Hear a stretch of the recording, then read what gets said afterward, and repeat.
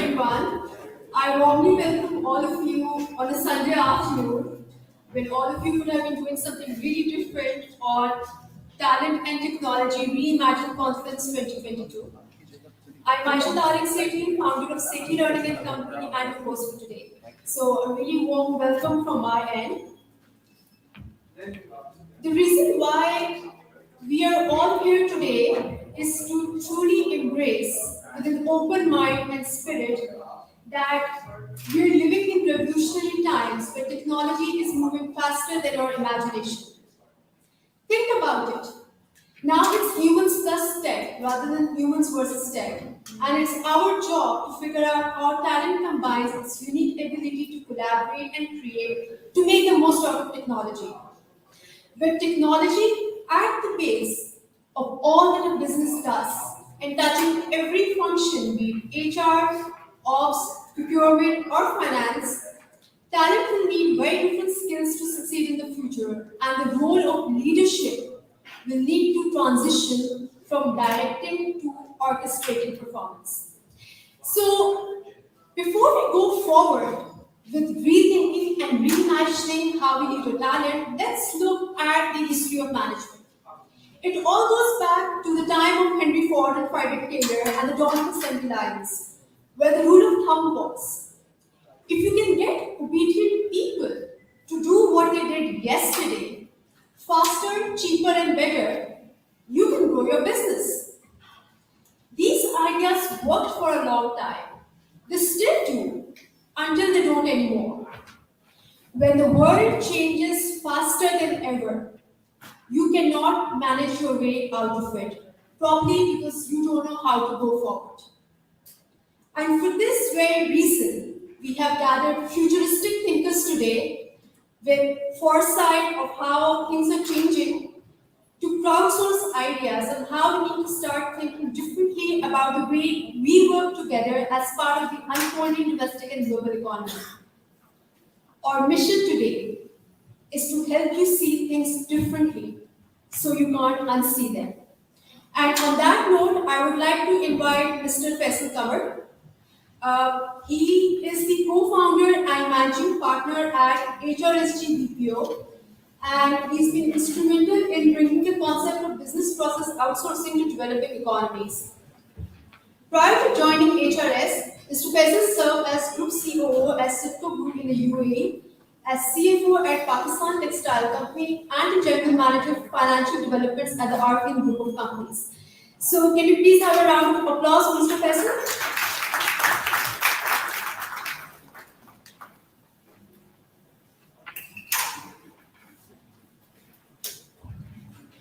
Good afternoon, everyone. And Ayesha, thank you very much for this honor. It's brilliant to be here with such young people all around. I will not take much time. I'll start with saying a few things.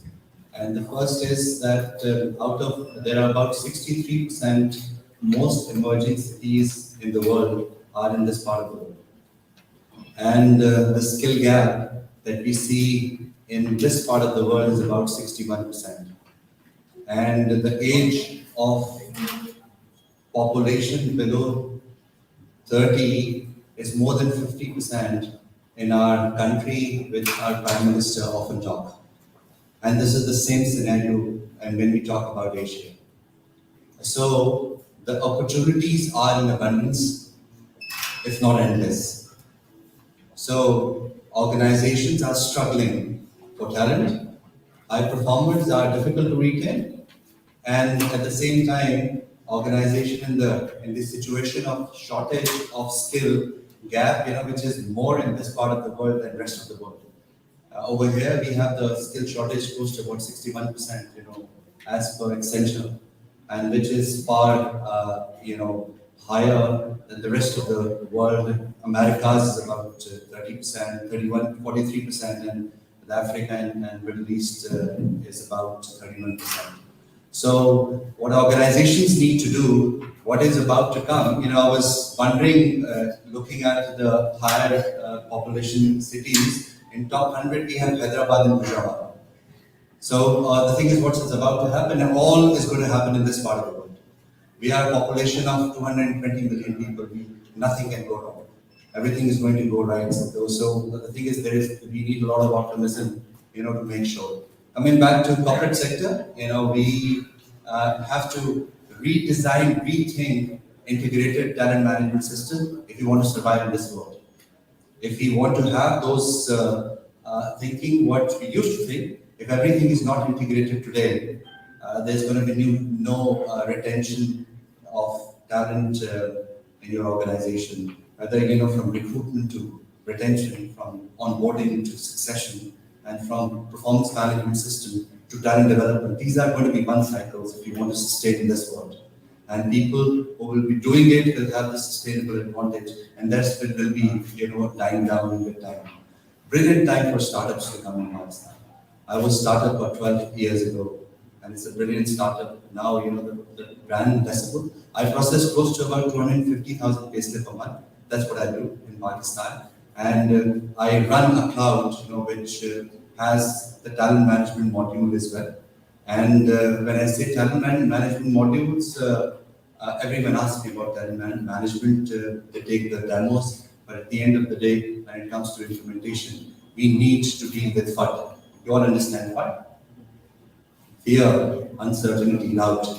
We come across often, but now it's the time that beyond this FUD, we need to understand, and we should stop ignoring technology when it comes to talent management systems. In future, there's not going to be that I want to have success factor, I want to have Decibel, I want to have Workday. We're going to have everything together. I have close to about 50 implementations in Pakistan with multinationals where I'm working with success factor on one side. I'm working with the BI and Microsoft, and then I'm posting JD into SAP. So we need to get out of that rigidity that we have to have only one system. And there are only three things I would like to say, and then we'll close the show. What HR would need to do. First of all, HR need to be tech savvy. If you guys are thinking that the tech decisions are for IT, you will be constantly failing. If you don't know what cloud is all about, when you don't know about what mobile technologies are all about, the thing is, it's a recipe to failure. Now, HR has to stop outsourcing their decisions for numbers to finance and to technology to IT. They have to be sponsors of their own decisions. If you're not a technologist, in times to come, HR will become non-relevant. And people in HR who are going to be tech savvy are going to be leading shows in different organizations. And that is one most critical part. Everywhere I go, I tell HR people that stop, letting IT meet the vendor alone. This is your area. You need to be worried about information technology. You don't need to ask IT to be worried about information technology. Second, being the functional head, you have to be, well versed, with the technology part of it. Don't start with the employee tracking or, from a vendor. Don't talk about 9 boxes from day one. Don't talk about those things, and we're far ahead to your current situation. I was talking to my wife, she's right here, and I was telling her that, in Pakistan, RPOs are going to come, and when RPOs are going to come, there will be no talent acquisition team in the company. This is what is going to happen. RPO is the fastest growing RPO outsourcing process in the world. But when you talk about these things, we start with FUD, right? The thing is the same thing FUD. So what we need to overcome it and believe in transition. When I say believe in transition, nothing is going to happen overnight. And third, and the last, where I leave your thoughts, is that technology is not going to do everything. Half technology will do, half you will have to.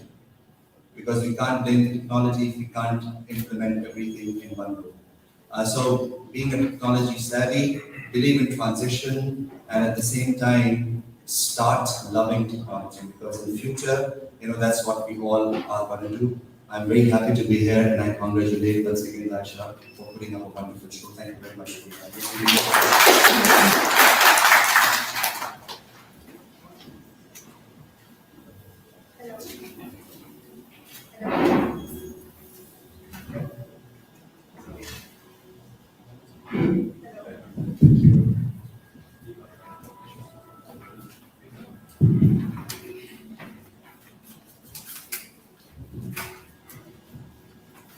Hello.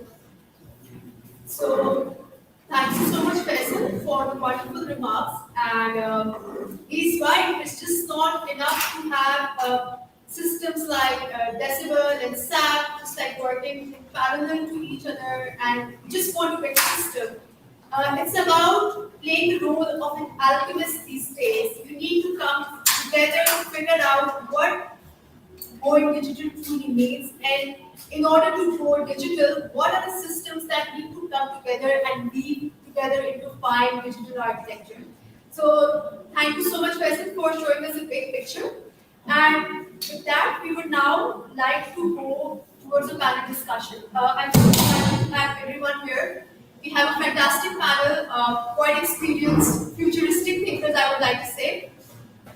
So, the topic of today's panel discussion is rethinking talent in technology-enabled organizations. How do you manage talent differently in technology-enabled organizations? A goal for today is to seek inspiration and at the same time also to crowdsource actionable insights on how we can actually start acting and thinking differently. So there are a lot of panel conversations which happen which talk about this can be done, this is how it should be done. But when you actually go inside the organization, the reality is quite different. So just to quickly introduce our panelists, Mr. Tahir Jawaid, he is advisory partner at August Leadership, former CEO at HUBCO, and VP HR at Singapore. He talks actively about innovation, future of work, and is inspiration for many professionals across the industry. Then we have Mr. Jalal Curmally. He is the head of HR at Krave Life Assurance, former senior manager and consulting partner. Former senior manager consulting at Heller, and he's constantly trying to find creative solutions to talent management challenges. Next, we have Mr. Arshaduddin. He's the Vice President of Agri Sciences and Chemicals Business at ICA Pakistan, former VP Marketing and CFO at Ingro. Arshad likes to lead by example and inspiration and has been a mentor of many in the industry. Then we have Sibtain Jiwani. He is the founder at Smartchoice.pk, an insurance platform that helps consumers contrast insurance policies. He's worked at TPS for almost a decade in global ops and is super enthusiastic about the financial industry. I do try to follow his blogs from time to time. He talks a lot about insurance and all the changes that are taking place globally. Next, we have Kassim Shroff. He's the founder and CEO at Mart, an e-commerce startup that recently raised $6 million in pre-seed funding. Formerly, Kassim led the role of Chief Customer Officer at Daraz and was the country head for Reimagined Media in Pakistan. Great to have you here, Kassim. Last but not least, we have Fahad. He leads learning and OT at Daraz and has worked for Curmally for a couple of years. Fahad is an energetic personality and pursues learning with full spirited dedication. So I think we have the right mix of panel on board to start our conversation for today. So, since we're talking about talent and technology, let's talk a bit about digitalization. So as we know, digitalization is touching each and every aspect of a business. So for example, take the example of D&F. I worked there as part of the project team in 2016. And at that time, the goal was to explore how digitalization is touching each and every aspect of the supply chain.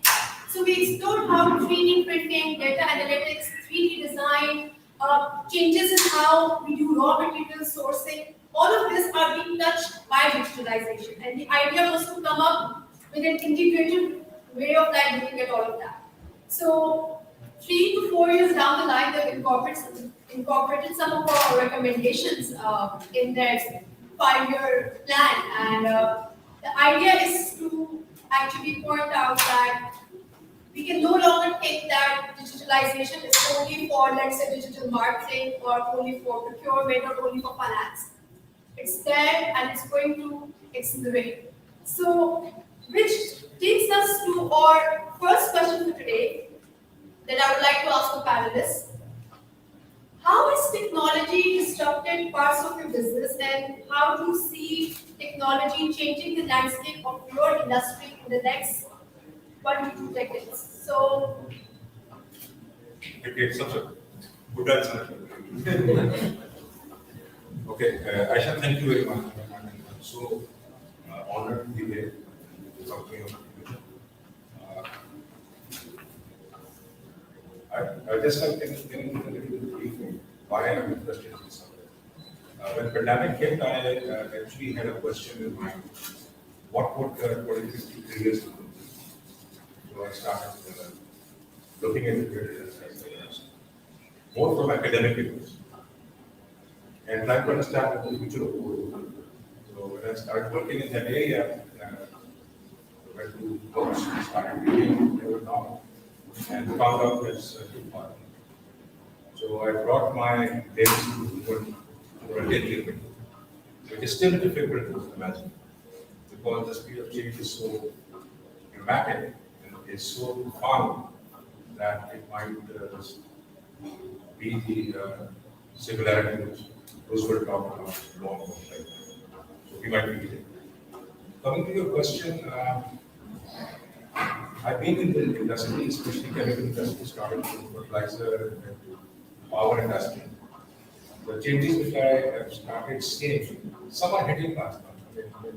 I had a session on industry 4.2 in supply of pandemic, and her question was, when would it land in Pakistan? The only answer I had is yes, and it has come and it doesn't need any permission.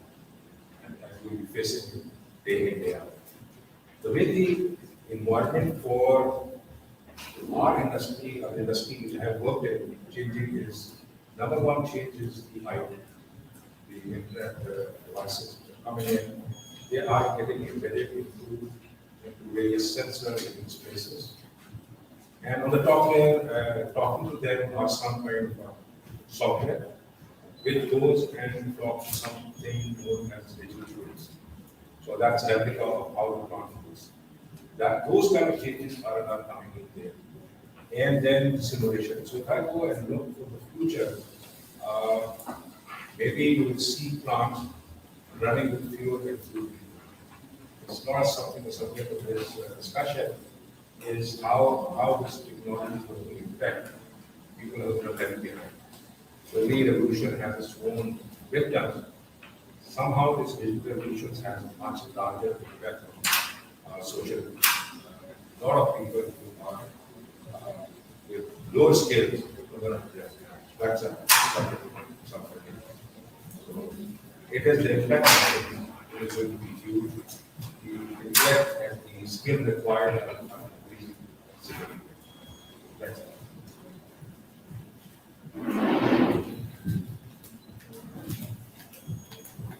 So Tahir just mentioned about the changes that are taking place, especially in the chemical business and overall. I think the first thing which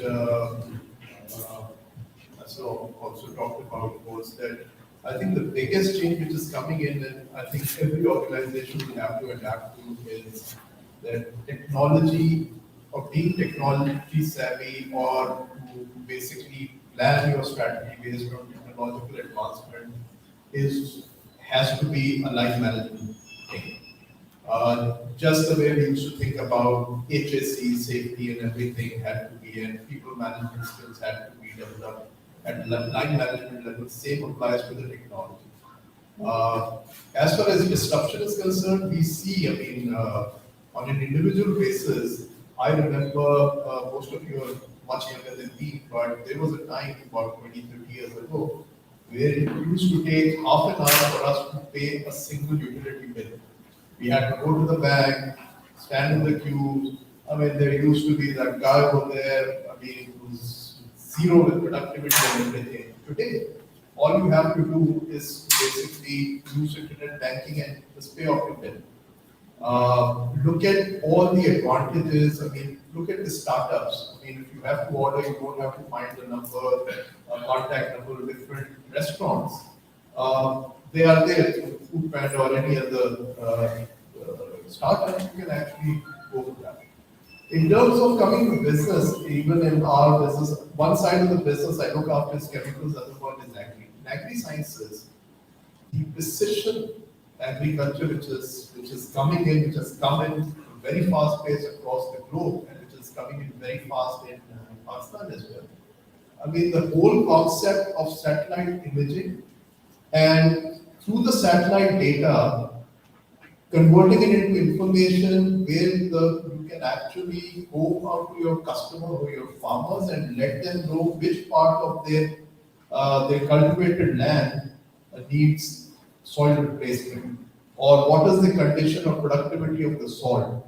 You can actually these days go out and predict the pest attack 3 months, 4 months before that pest attack is going to come in. So these technologies and applications are being seen across the globe. It's only a matter of time somebody gets hold of it and brings it into Pakistan. I think the whole digitalization thing has been very helpful to countries like ours, the developing countries, because there's no concept of spending decades of learning the skill and everything and R&D. It's only a matter of not inventing the wheel again, but going out, acquiring that skill and bringing it back to the country. And the whole paradigm is shifting. And I think from the organization's perspective, the agility has to be there. The acceptance will have to be there. It's not only from the organization's perspective, but also I would feel from the employee's perspective.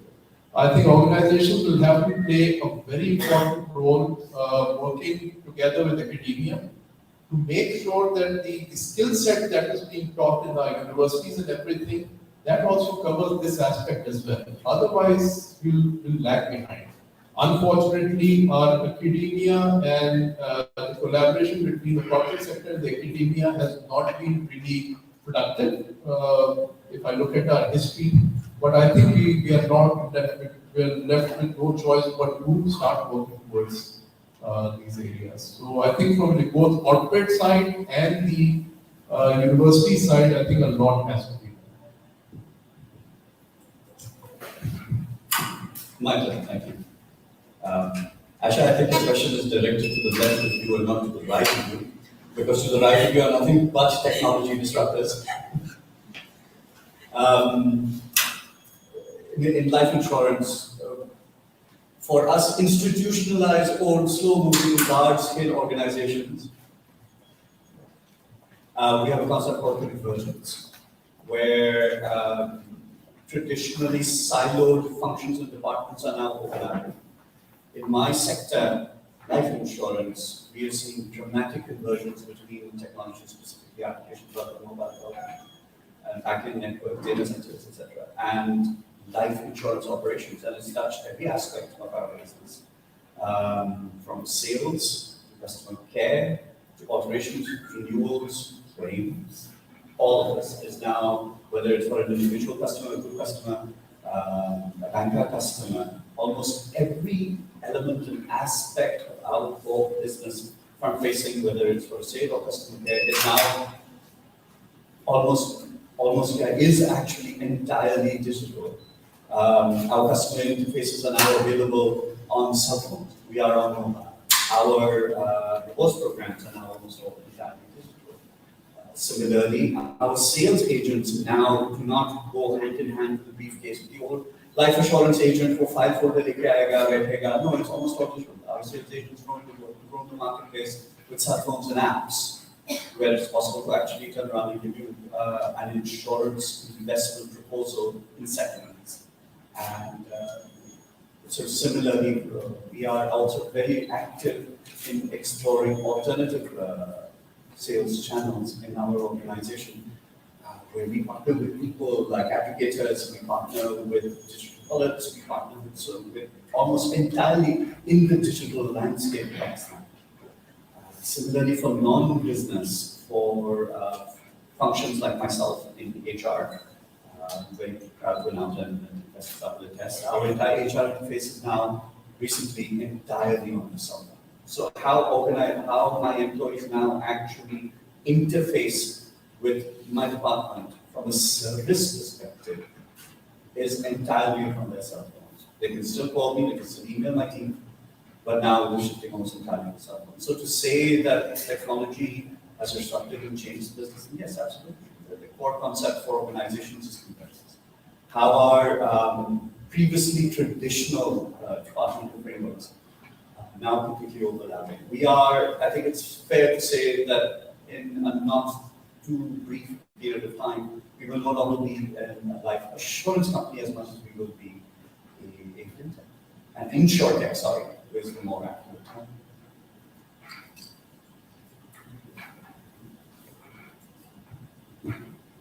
Thank you.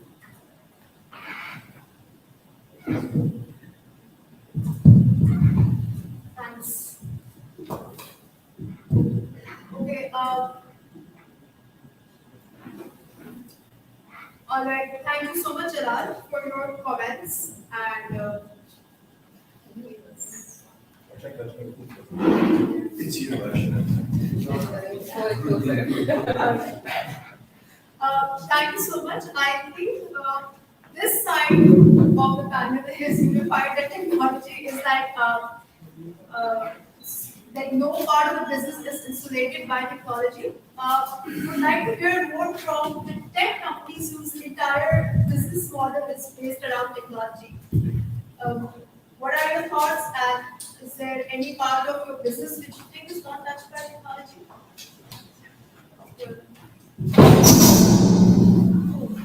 Wow.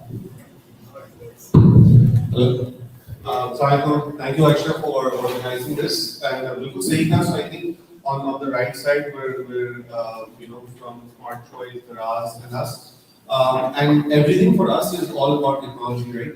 And what I link technology is with data. So technology really helps us in identifying data points, being where we are. Operate decisions days is much easier. So I think anything we do from HR to operations to commercial or anything has to be tech enabled, has to be data centric, and without that, I don't think there's any way forward.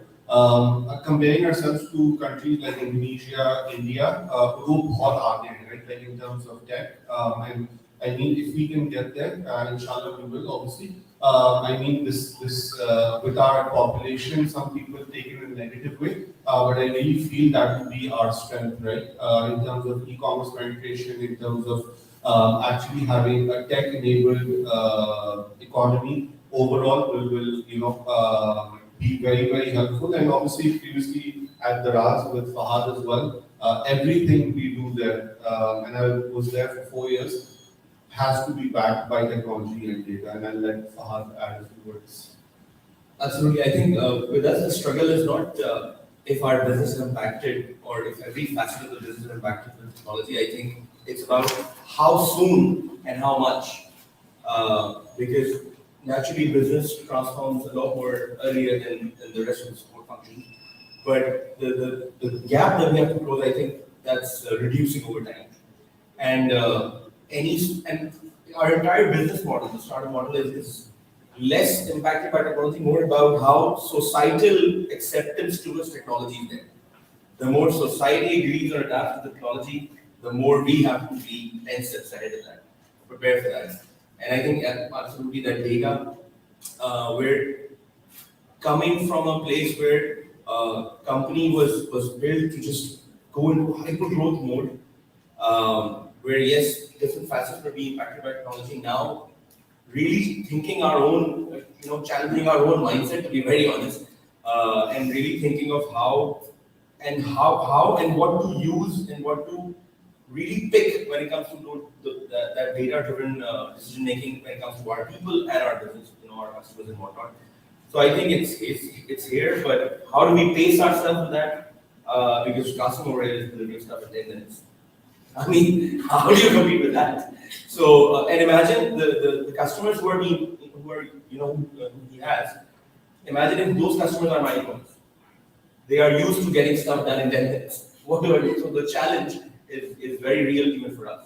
I think हमारे वहाँ यही कहा जाता है Daraz पे and Fahad and we used to joke around deadline अगर कोई चीज की 6 months बाद है तो मुझे तो 6 दिन में देना है that's the concept right कि 6 दिन में कैसे करना है that's up to you and like I said कि वो tech और data की through वो चीज होती थी we have a few people here from Daraz and they can relate to it कि you know those are things we have to be agile that brings things आपने पूरा वक्त एक चीज हम कर रहे होते हैं अचानक से the decision changes and the direction changes and you're like this is the way we want to go. It's a complete 360 and again data आया technology आई और उसी के basis पे decision लिया and उसके बाद भी हुआ है कि 6 times direction change हुई but the 7th time you nailed it right and that's the again through being agile and being tech enabled. Assalamu alaikum everyone. So as Ayesha mentioned, Smartchoice is an insurance marketplace. So when we started 5 years ago, insurance with tech on the customer side was very minimal. शायद SMS वगैरह आते थे आपको कि आपकी policy renew हो गई है या आपकी पॉलिसी इशू हो गई है, and that was about it. And I never worked for an insurance company before. So for me, bringing tech to insurance was completely a different challenge from finding talent to finding insurance companies, bringing insurance companies on board, and to actually getting the trust built on the customer side as well that you can get this service within a few minutes. So it was a difficult task initially when we started off, but now the customer with tech in insurance, customers' expectations have really changed a lot because with tech comes speed, with tech comes data, with tech comes customers' experience, and for us, the daily challenges is how to keep up with that expectation of the customer. With tech, with bringing the improvements all day long, be it on claims, be it on the issuance of the policy, be it on any modifications required in the policy. So this for us, tech is like day in day out, breathe in, breathe out, right? And we can't think of anything else. So हमें तो पता ही नहीं कि paper work कैसे होता है, हमें तो पता ही नहीं है कि वो कोई चीज वो 2 दिन बाद कैसे आ सकती है, ये तो आनी ही चाहिए 10 मिनट बाद या पॉलिसी 20 मिनट बाद या वो मैं जाऊंगा ईमेल में और वो चीज पड़ी हुई होगी वहां पर. So for us, we are looking ahead at things, and I think this is the future. This is what the customer demand from us as we move forward on a daily basis. Yeah. Thank you, Sibtain. Are we all aligned with the fact that technology's acceptance is there in our organizations, like on a 360-degree basis? Because what I have seen typically is that while technology is good to talk about, and I'm like not talking about the tech companies per se, but I'm talking from the corporate perspective. Technology is great to talk about, but when it actually comes to having that acceptance at the grassroots level, we do face challenges, we do face resistance to change. Can anyone from corporate shed some perspective on how do we actually deal with that, and how do we bring this acceptance at the grassroots level? Anyone? Very good question, Ayesha. And I think it's not a matter of resistance or how to create the awareness and acceptance. I mean, if you don't do it, someone else will do it. And then once your competition does it, then you're forced to go ahead. There are always organizations who are the leaders. There are always organizations who are the followers, and then there are the laggards. Like any consumer on an individual basis, also whenever there is a new iPhone launch, there are people who are the early adopters who are out there in the lines, standing there for 16 hours before the thing opens and they get it. Same applies to organizations. But the difference is it's a matter of survival now. And as I mentioned, in Agri sciences, if there is an organization which creates an infrastructure whereby they're able to supply information to their consumers, per se the farmers, as to what the condition of the soil is, how do they need to improve the yield and productivity, And all that information, rather than an organization which waits for its employees to go into the field, take the data, come back, and the same information is delivered after 10, 14 days, rather than the competition which is providing it in a day's time. I mean, that is where the difference is, and that is where the competitive advantage or becomes your disadvantage. So from that perspective, technology, it gives you huge amount of data, and the organizations have to convert that data into actionable information, and then the thing doesn't end over there. That actionable information needs to be converted into implementation. So it's a 3-step process, and even if you lag behind in any one of this, you will lag behind. So the point is that you have to, do you want to be the early adopters or do you want to lag behind? Because there is, I can assure you, there is not going to be any survival of for people or the organizations who will be lagging behind. When you look at organizations, they run in the context and the businesses they are in. And that's what drives the change. If you look at a chemical plant, a fertilizer plant, and a tech startup, which Daraz is talking about, their reality and existence is in the business models they have. If I take a look at a power plant, just more specific about it. Very heavy barrier to entry markets. So their need to change is very good. Their survival is changing. So it depends which industry you're in. What people need to realize, and that realization is coming, it's not coming, it's creeping, that the model is going to disrupt because of availability of data at a sensor level and places which they never thought would be available. Machines will become more intelligent, they will tell you what's wrong with them, they will tell you what time to take it down. So that would bring that change. So that threat is not there right now. The change comes from either imminent threat you're facing or somebody very, very visionary who would sense the change. So just equating the context of each other becomes very challenging. Whenever you're looking at change, you look at the context, the environment, the business dynamics, and what the business cases are. There are going to be changes. There are going to be changes. The way they do business, the way they collect data, the way they make decisions. In supply chain, changes will be much faster, manufacturing will be much slower. So it depends which area you're in. Thanks. Anyone else would like to add something? I don't think it's a question of is anyone resistant to change. Any kind of change comes with its opposition. This change management strategy is to deal with it.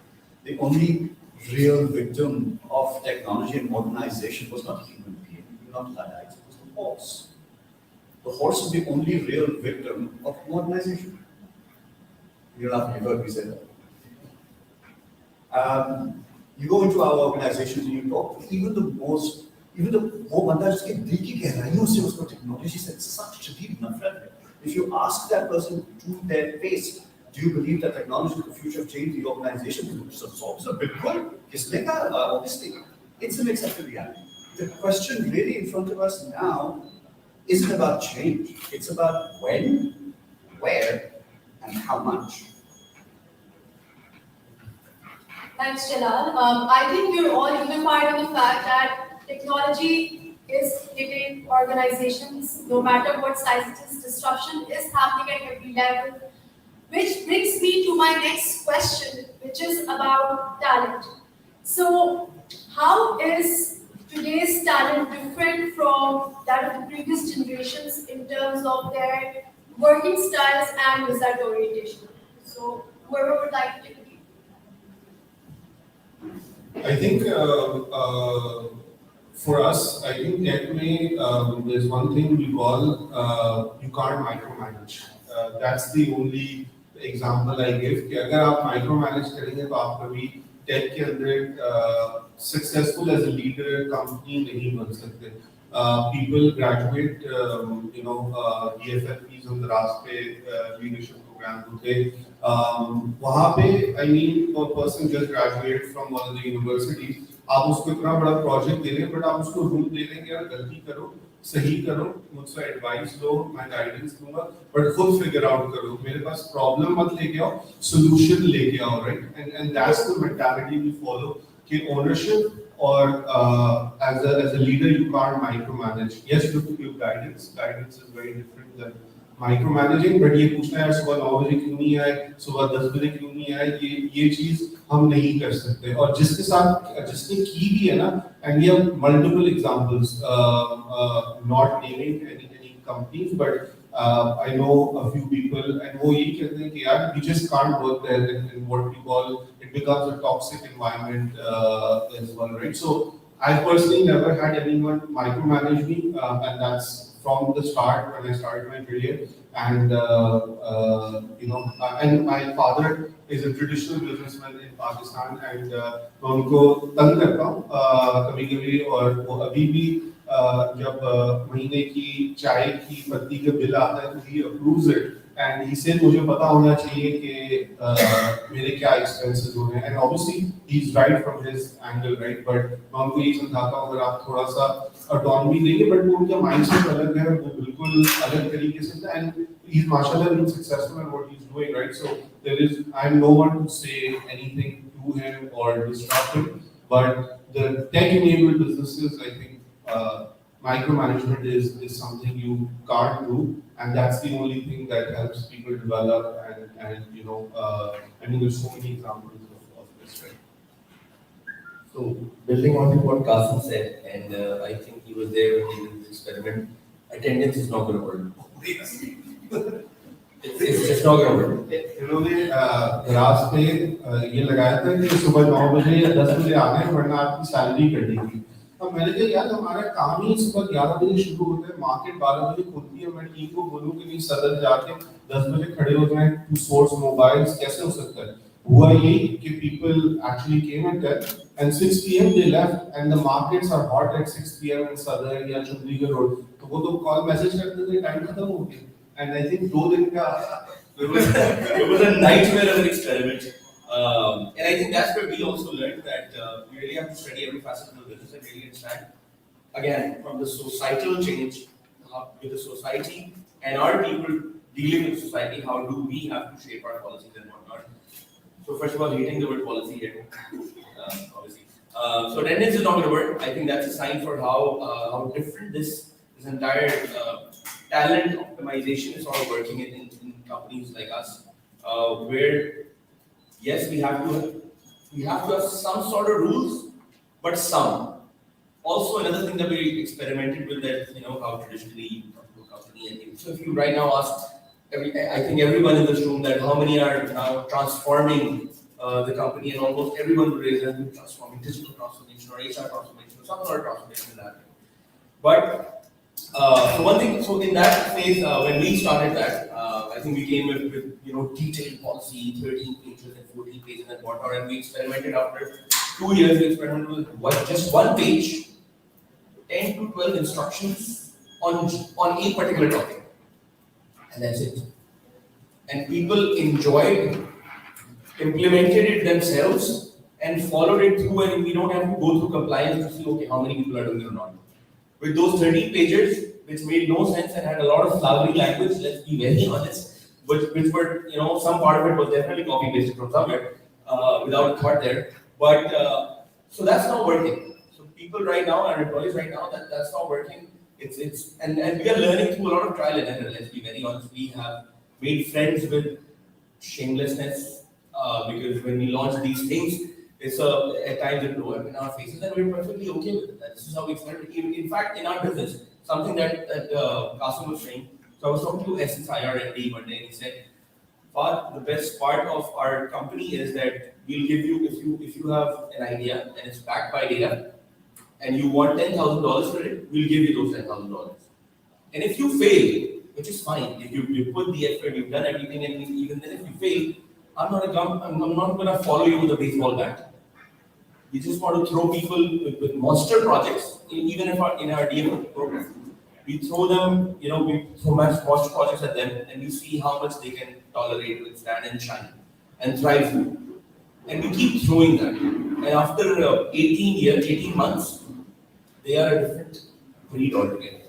Even with our employees, that's how it works. So it's not a very structured way. Yes, there has to be structure, some sort, yes, to some extent. But it's definitely not going to be and apologies for all the fans of Krave over here. It's not going to be that traditional Gora thing that's going to work. It's not going to be a copy paste thing, and it's also a lot of decision making where we have to decide what we want to go with.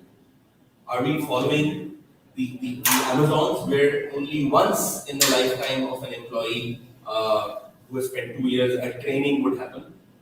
Or is it the Ubers who's got HBX Live and they're constantly making people for their Uber launcher academy? So we have to decide which way we have to go, and that decision will only be made after a lot of experimentation.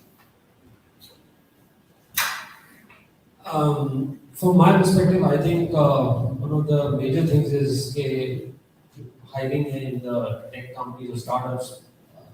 Our employees are actually looking for companies which are more value-based, purpose-driven, which is aligned to their values, which is aligned to their purpose. Be it anything, be it in e-commerce, be it in financial technology. But it has to solve a purpose, which is solving for a greater humanity, for their society, for their country. Because it's no longer job is a means to end.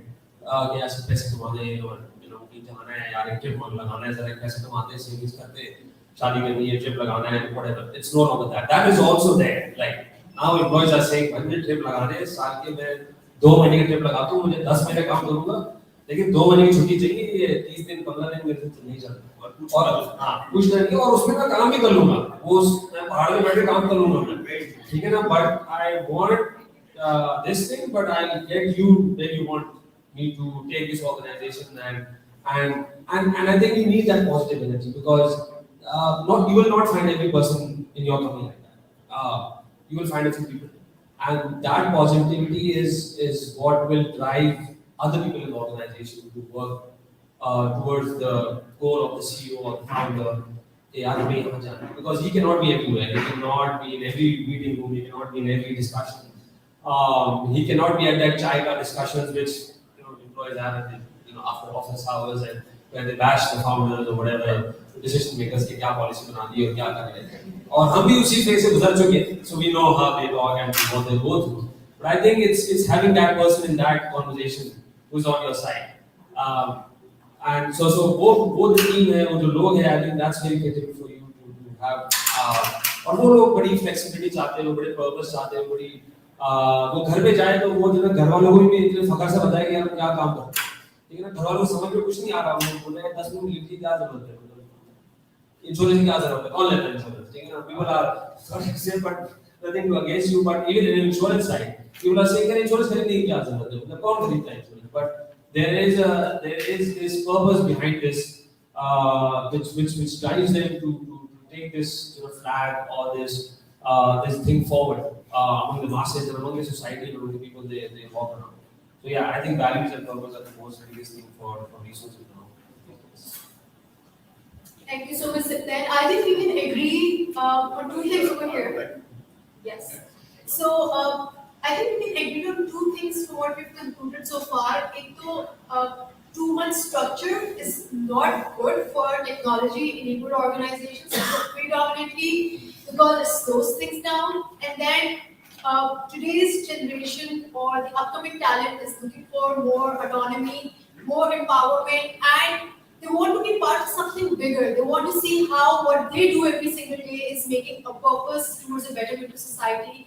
How it's adding value to the greater good, and I think that's what motivates them, and that's the single most reason to wake up in the morning.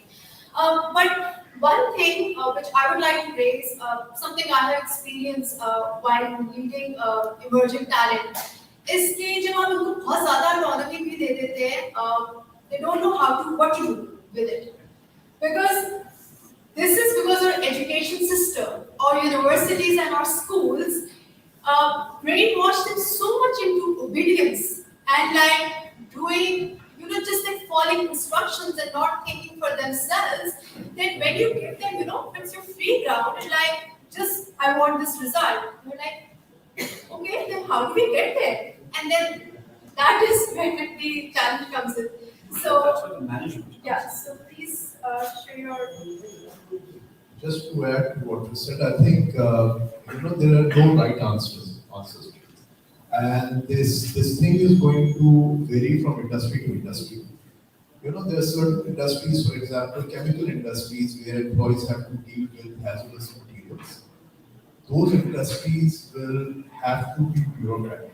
They will have to have certain bureaucratic guidelines or policies which are to be there, and that is for their own safety. Similarly, if there is a manufacturing concern, which mainly depends on manufacturing, where the operations are run shift by shift by shift, there the attendance part will have to be there. I mean, you can't let people decide whether they're going to come at 10 or come at 8. So you have to have a complete shift for a certain operation to take place. I think, if I look at my example, probably 20, 25 years ago, when I had started my career, I mean, the whole corporate world was going through the same phase.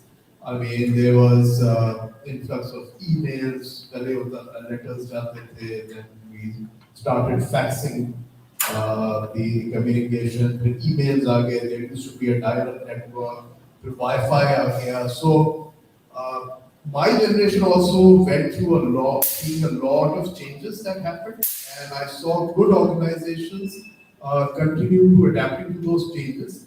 So it's all about managing the expectations of the employees. My generation had we were viewing so many changes, so our expectations were different from the generation that came before us. And similarly, I think the same concept applies right now. It depends on the industry. It depends on the requirement of certain industries and the expectations of the employees as well. So I think this is where the organizations for the last 100 years, they have been adapting, learning, and then trying and testing. Sometimes the decisions may go wrong, sometimes they will be right. So the concept is all organizations will have to keep on learning till they find the right combination of actions that they take. And this will continue. I think this is just the start, and the kind of changes that are coming in and the pace at which they are coming in. I mean, the agility of organizations will have to play a very key role. I don't think we should be approaching our people and talent and basing our decisions on how we manage them on Kalka generation and Mera generation or Ajka generation. It's just quick. It makes great article shirts and it's nice for research, but practically it has no value. We exist on continuums. The answers that we heard from here, I found very enlightening because they were less about what is expected from the employee, but more about your attitudes and approaches towards how you manage your employees. How old are you? 5 years, Daraz, how old? Less than 10, less than 5. We here are what you one day aspire to grow up to become. Right? And inshallah, bigger and better, and the sky's the limit. Our attitudes and approaches and the kind of value that we add to our people and sort of people we look for are not the sort of people we approach. So I think it makes more sense to approach the question of how we manage our people in terms of value additions. What is the value addition that they provide to us and what do we provide to them? What are the experiences that we provide? What is it that creates that stickiness between an individual employee and the organization? We were all looking at, average retention rates of what? 18 to 24 months. And that's not just for you, it's for us also. Sometimes less for us. Sometimes less? Yes, same. We're all in the same boat. 12 months they want We're all in the same boat. So you see, again, the challenge isn't generational then. The challenge is, and this is what we were discussing earlier, we are sitting on a suite of HR tools that say are going to do talent management for us. We are sitting on a suite and ecosystems of technologies that we can bring to bear to solve this problem. But the problem is, the underlying assumption is that that person's going to stick around long enough to be a part of the talent management program. They're not. They're just not. That's the real challenge. And to my mind, the question isn't generational. Aaj ka generation, kal ka generation. The question is, why should that person work for you? And similarly, employees should be able to answer for themselves that why, that magical, mysterious why. Like, if I have been in EFU Life now for 5.5 years, and if I take a look at my career, I think I'm going to be there a lot more because EFU Life for me is pushing that button. EFU Life gives me the answer, tells me my why. If we can find that why, replicate it, duplicate it, पानी में घोल के तमाम employees को पिला दें, I think we can actually have a more enlightened conversation about how to better manage people. If you reflect back on the question you wanted to answer. Question you started. It's about how we talent in the digital age. So, I think so. We touched on their perspective. I tend to agree on the right side of this. Your right side. Okay. Because the kids were one thing. My father had 3 kids. They don't listen to us anymore. They have a mind of their own. I think that's a good thing. They're digital natives. They were born with all the digital tools. We have to adopt. That's what they basically do. They're more purpose driven. They're more focused as to what they want now. They want a balance between game and work. So when they work, it's work. They won't take off. And so that is the kind of talent which is emerging. That is the kind which is going to be faced by different organizations. Would they be able to absorb and understand that kind of talent?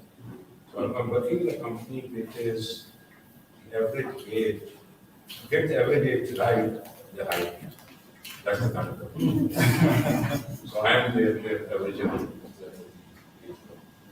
So for me, it was dramatically different going from a brick and mortar company to a company which is full of kids with energy and who don't have minor problems and really used to it that time. That is the environment which is emerging. But the issue which I see is the institution which I should also touch upon. And the ecosystems are there, they're not making them ready. And that is probably the cost of making them ready is very heavy on companies and on the companies. And that is a subject which requires some kind of liberation.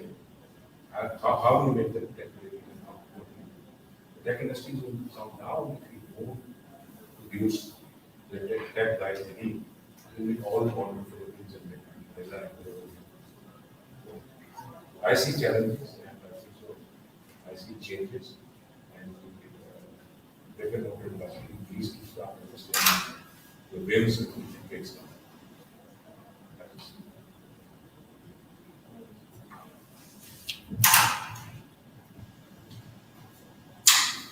Thank you so much. It's very enlightening to hear Tahir's perspective on this. It's true, we have young people coming up who want empowerment, who are tech savvy, who have a mind of their own, But again, this is a plus, but this is a minus as well. It's a minus because sometimes they don't understand the deeper nuances, or they don't see through the traps and just like rush through things, which is not always good. Speed is great, but sometimes you just need to think things through as well. Which brings me to a similar question, and I think our audience would also like to hear more about it. That what are the challenges of leading talent in the digital age? So, Right. So, जहाँ पे purpose है, value है, where there is all this and the flexibility that they demand, there also comes the challenge of discipline as well at certain times, and not falling in line, but actually, there is not everyone will agree on a certain point of view, and that's where you find that resistance of moving towards a bigger goal.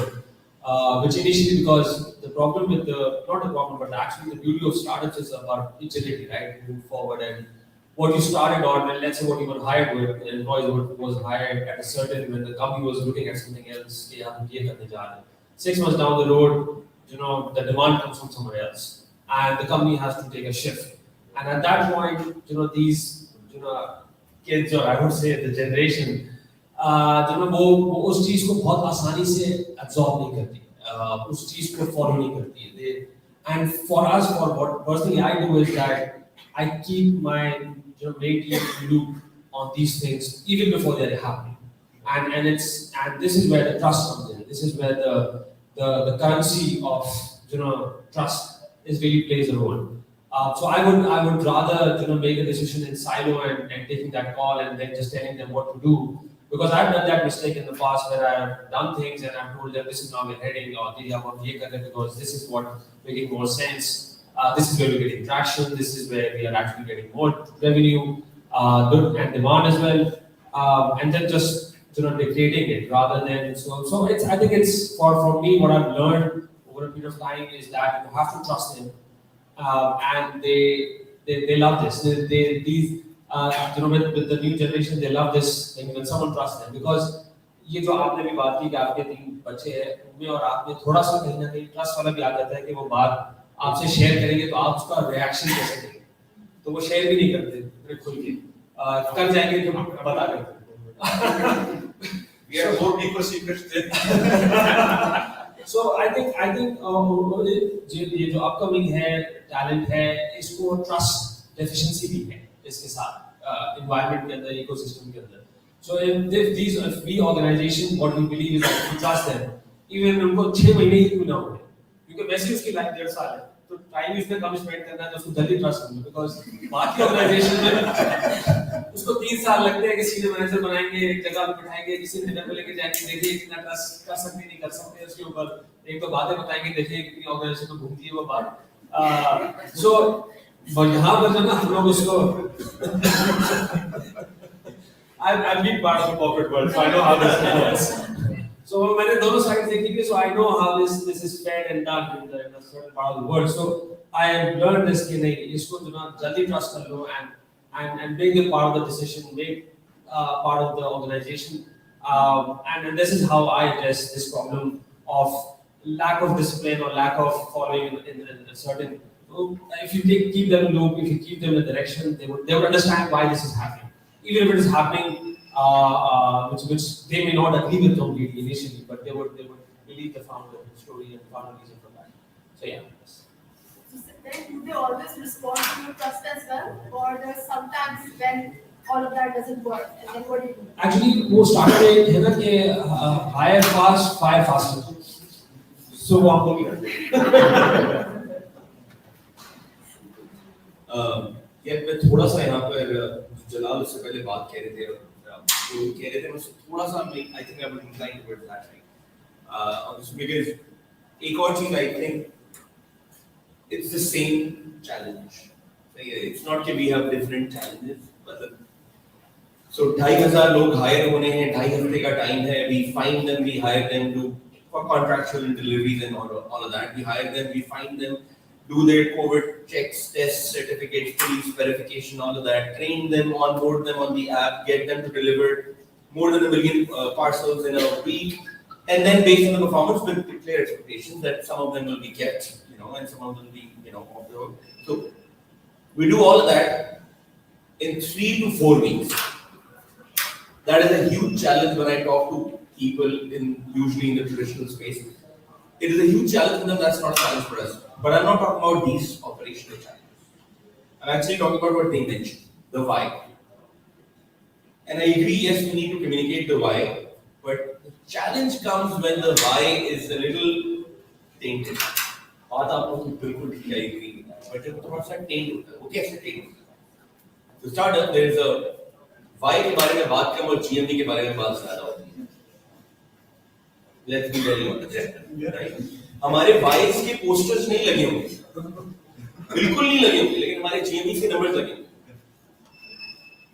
तो बात वो है कि हम कह तो ये रहे हैं और हमने साइमन सिनेक से सुना ही है सब, इस रूम में जितने लोग talk about the why, और वो जो हमारे मिलेनियल्स हैं या जेन एक्स हैं, ये सारी बात करते हैं कि मतलब 6 महीने में क्या करूँगा, मुझे लगता है मुझे छोड़ देना चाहिए, ये सारी बात करते हैं, लेकिन हम इसको अप्लाई नहीं. प्रॉब्लम एप्लीकेशन में आती है. ये ठीक है, प्रॉब्लम आ जाती है एप्लीकेशन में जब वो डाइल्यूट हो चुका होता है. हमारा वाई हम कह रहे होते हैं, पोस्टर्स जीएमडी के लगे, वाटर कूलर्स में जो तस्वीर हो रही है, वाटर कूलर कन्वर्सेशन में जो तस्वीर हो रही है वो कुछ और हो रही है, बोर्ड रूम में तस्वीर कुछ और हो रही है. तो ये मुझे लगता है कि फर्स्ट चैलेंज नहीं है, सेम है across the board, is the same challenge. I was invited for an assignment, I went there और वहाँ पे सीईओ से बात होती है, कहा मुझे लगता है मेरे लोग जो है ना वो कल्चर नहीं समझ रहे हैं, और देखो ये हमने इतनी जबरदस्त वैल्यूज लगाई हुई और ये सब हुआ है, तो और भी बोर्ड मेंबर्स बैठे हैं ना, तो सबने भी कहा नहीं हमें कल्चर का हिस्सा होना चाहिए. बट इन्होंने बात की, and I had a smoke session with a couple of them for a week and whatnot. उसके बाद मैंने आगे बोला कि सर बुरी न्यूज़ ये है कि आपके अलावा कोई भी नहीं समझ रहा, इवन वो 12 लोग बैठे हैं.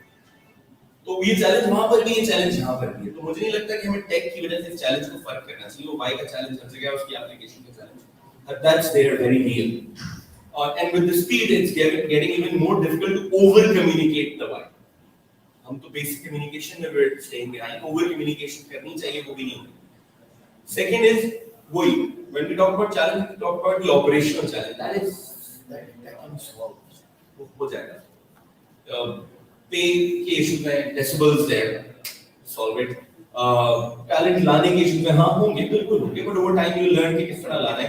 इन our company talent acquisition is separate domain, it's not part of talent. Reward के हैं, I heard Foodpanda was doing something with bitcoins.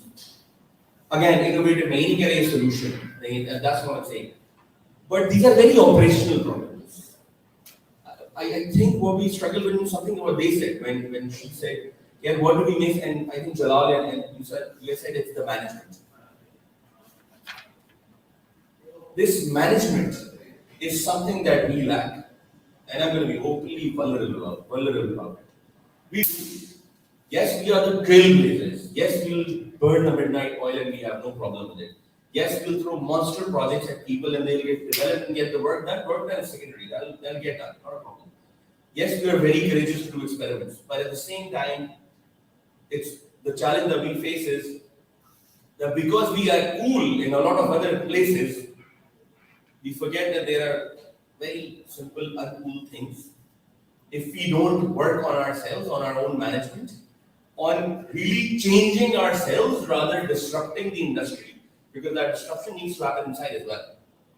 Because if we're not doing that, then that's the problem. So that also is a problem, that yes, as people who we disrupt the industry and whatnot, we are still too afraid to disrupt ourselves. Being vulnerable and open about it. And yes, that's okay. Right? Yeah. That's same here. Fahad very rightly said. I think that also brings us back to the question and challenge of organizational design. जब reporting lines आपकी there are 3 to 4 layers, right? So the problem of communication becomes more pronounced, I think. Because along every line, the person really needs to believe in the why and then empower their respective teams to believe in the why. And I think that's how the communication happens, right? So your team leader believes in it, and every single day you walk into the office and like, oh, this is why you're doing it, this is why you're part of it. I know it all very idealistic in theory, but practically speaking, I did have to experience organizations जहाँ पे the VMV, the vision, mission, and values, and the why is actually communicated and instilled, and it's part of the DNA of the organization. As it is said कि वो water coolers पे और posters पे हर जगह आ जाता है, but how do we make all of this the part of the DNA of the culture of the organization? So I think a bit about culture and how do we hardwire culture in terms of the BMB, how do we go about all of this? Anyone?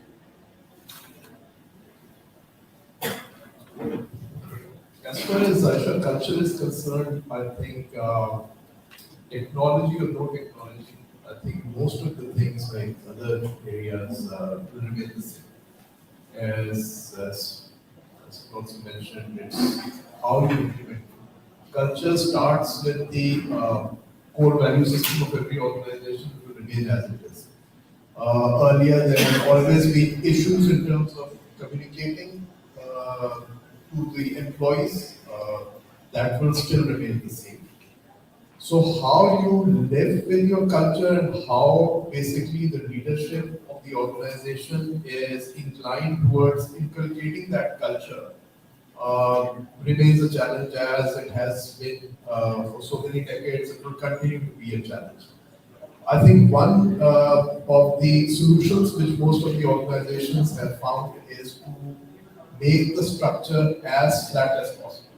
So the flat structure has worked towards it in terms of making sure the communication remains at a better level instead of having 10 levels of different grades, and person at level 1 thinks about it and it keeps on diluting by the time it reaches 10. So it's like a Chinese whisper. So I think that has come in. Most of the organizations have got very flat structures. I think as far as the communication bit is concerned, with the technology coming in, I think that has also advanced to a much positive level, because now the CEO or the division head or the management, they don't have to travel all across the country before they can communicate them. And then again, it doesn't take 3 months or 6 months. Again, the whole travel plan has to be done. So with the technology, with Zooms and MS Teams and everything, that communication has come very, very effective and very frequent. So I think that has helped.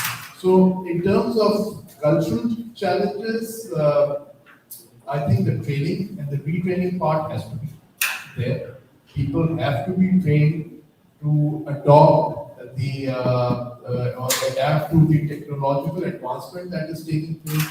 The way the businesses have to be conducted, the business model disruption that may have to come in, I think that part needs to be taken to every level of employee. But the value system remains as is, and I think value system will have to be kept and continue to be kept at the core of an organization.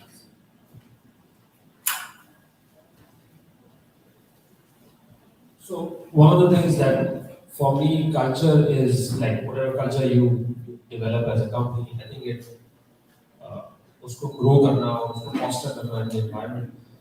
The major thing is the hiring part. I think it begins from the hiring part, because I strongly believe that you can't किसी का जो value system है, उसका जो reason है काम करने का, culture आपने वहीं पे fit check करना है कि वो culture fit है नहीं. Because with startups you don't have a lot of time to spend on culture. You don't have time to make him follow a certain part of things that you want to do. So for me, I think, and I still take interviews. Because they're small organizations, they're not like as big as Daraz or Mart. We are still in 40, 50 people organization. So whenever I'm hiring for a critical role, even for a non-skill critical role, for me, at the time of hiring, I have to make sure बाकी सारे interviews होने के बाद मेरा जो interview check होता है वो concept fit नहीं होता. For me, because मैं भी believe करता कि ये इसको आप बाद में बहुत ज़्यादा inculcate कर सकते हैं. थोड़ा सा movement होनी चाहिए, लचक होनी चाहिए, flexibility होनी चाहिए. That should be there.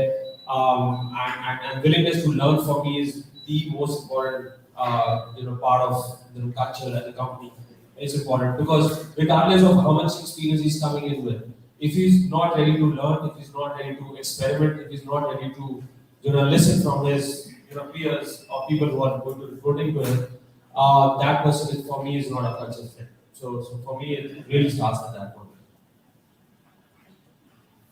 It's interesting to me that you define culture as practice. It's a management practice that you talk about. And that's your definition of culture. That's actually a very good way of going about it. And then that's in the context of Aisha's question.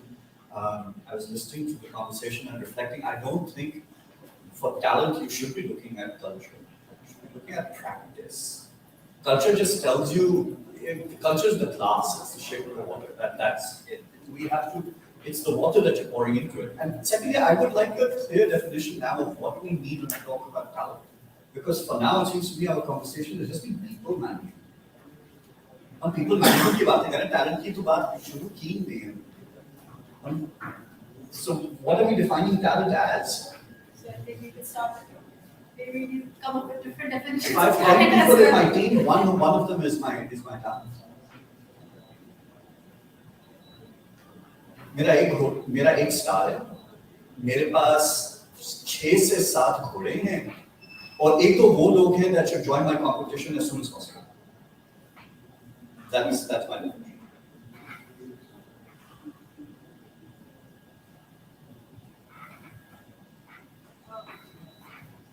So when we talk about talent and say, okay, this is my star, this is my guy. What have you done when you've done that? You've taken your first step. You've already taken the first 2 steps in the talent management cycle. I mean, how many people for HR and L&ODs? Talent management cycle क्या है? Identification, acquisition, development, etc., etc., etc. Recruitment, induction, training, development, transfers, and so on, so on, so on, so on. So when you say this is my guy, and this is my talent, he's my star, you've already done the first 2 steps of the talent management cycle: acquisition and identification. You didn't use your culture to do that. You use recruitment services, you use management practices. You look to see, is this guy going to do the job? I want him or, forgive me, him or her to do. And that's the best way to do it. What next? If this person needs to remain in the company long enough for you to actually develop this person to deliver on their promise and their potential, this person then needs to be given the right role to do. We seem to think talent management is training. ज़्यादा से ज़्यादा अगर हम stretch कर देंगे अपने आप को, हम mentoring और coaching पे पहुंच जाएंगे. But that's 30% in total of what the talent management cycle is actually supposed to be. How is culture, practices, and technology going to help you there? I would like to defer to my more experienced colleagues or to my more innovative colleagues to help answer this question for me, because I think it's a very fascinating area of talent management. Fahad? Learning and OD. Yeah. So usually, I think 5 years ago, I used to think companies are added learning centers because I was the vendor who used to get money off. So they're at a learning center, we go to them, we talk about a lot of stuff, they give us money, we train, that's it. Getting into a company, I realized that it's obviously a lot more complex. But defining talent is still a challenge for all of us. In our case, it's usually not the one guy or 2 guys, but it's different people on which the entire team or function is being run. And that long enough thing, Jalal said that they have to be there long enough for you to develop and really do something with it. That is still a huge challenge with us. I mean, that's challenge there, that's challenge here.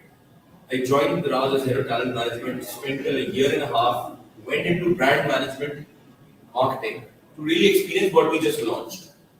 From HR to really be in the business and see what's happening to me. It was a scary experiment.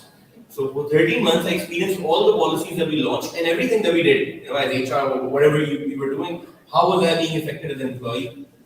And I came back and I thought, I came back trying to establish a specialized L&D function, and I had a conversation with my manager and said, what we just did, I think that was very wrong. I think it's safe to say that we spent a year and a half, and I think I learned that in a year and a half, whatever we did, it's not working out, because the reality that I have in the business is very different. Is very different from mentoring and coaching, from values even, to be very honest, from even values. Because right now, most of the companies put a lot of fancy words and try to define values. I don't know if that's how they should be, or I don't know even values should be communicated the way they are communicated. To be very, I'm second guessing all of that. I'm second guessing whatever I learned throughout my life, and I'm happy that I'm second guessing that. The problem is that we're scared of this questioning ourselves. So yes, I'm still struggling to define talent, because when I go to the Cokes and the Pepsi and the Unilevers and the P&Gs and talk to their people, and they have their words of explaining talent by saying this is core talent, this is emerging talent, this is future talent, and this is how we define these things. फिर वो 9 square निकलता फिर है। वो 9 square बना, 9 square बनता है। वो 9 square बनाते हैं, वो McKinsey ने भी बचपन में मरते हैं, हाँ, या वो 9 को बनाते हैं, और फिर यार मुझे नहीं पता, आई एम हैप्पी टू से कि मुझे नहीं पता, बट मैं दो चीजें जरूर जानता हूँ। एक, मेरा गट शायद मुझे कुछ बता देगा जो कि ठीक तरीका नहीं है, बट क्या करूँ, इंस्टिंक्ट पे रिलाई करना पड़ जाता है कि यार हाँ ये ठीक है, इसको इस तरह लेके चलना चाहिए, तो एक्सपेरिमेंट थोड़ी वैसे कर लेते हैं। And the other bit is that we have to develop systems and ecosystems जहाँ पर हम ज़्यादा details ले सकें, ये देखने की कि यार talent को define कैसे करें। I was talking to a guy who is very well known in the industry, and I talked about, yeah, what do we do? We need to innovate, we need to really think and really define things or align कैसे करें। I think we're not aligned on a lot of things, a lot of definitions. We do have great fancy words, we've read great journals, and it's good for talking and whatnot. But we need to, and he gave me a solution. He said, what, there's metaverse right now, metaverse studio. You can do virtual training, and I was like, just to challenge you, yes, I can say that if I have a platform that can study my people for 30 minutes or 1 hour, training is the last thing that I want to do. I really want to have their genome mapped on the wall, really see their DNA of how they're operating in multiple situations, and then maybe think that I can begin to define something. Yes. Have you looked at the software called Lattice? We are looking at a couple of software. Look at Lattice. Okay. For talent management. You've seen it? Oh, yeah, I saw the ads. No, really look at that, and look at Kudos. Okay. In Pakistan, I think ICI did it. You guys you did it with, who's that company that does HUBCO? Buy one, get one, very quick. Voucher 360. About 360. You developed a rewards and recognition program with Voucher 360. वो मेरे पास क्या है? You see, how is it? This is the problem that we're struggling with. Yeah, no, but it's such a good thing. And I was actually looking at Kudos. Kudos is a digital platform for rewards and recognition. And one of the things that I liked a lot about Kudos was that there was a lot of flexibility for me as HR to build intrinsic reward points.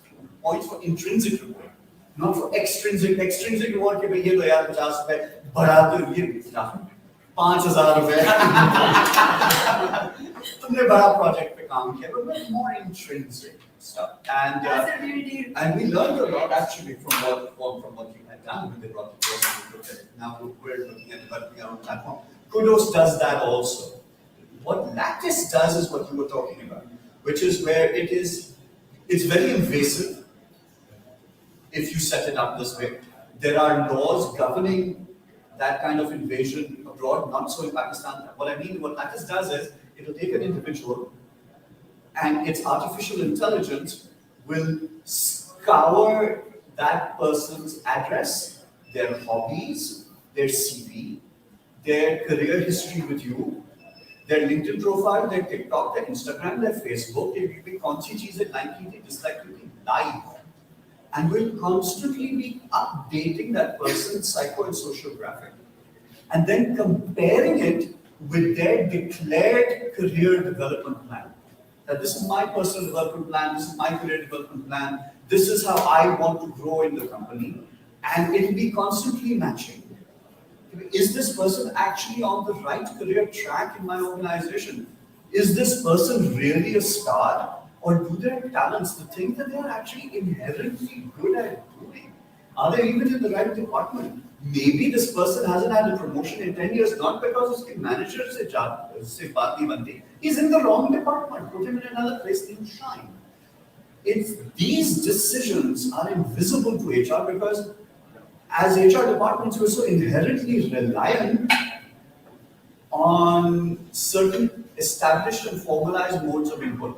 We believe what the manager says, what the head of the department says, जो performance appraisal में लिखा हुआ है, जो आपके TNA में है.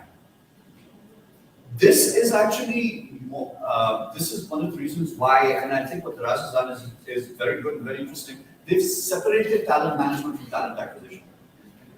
You put talent acquisition in HR, that's 90% of your workday gone. Gone. The remaining 70% of HR is bureaucracy. You're pushing papers, file, but maybe if you have 5 minutes, you might actually sit down and think about, hey, have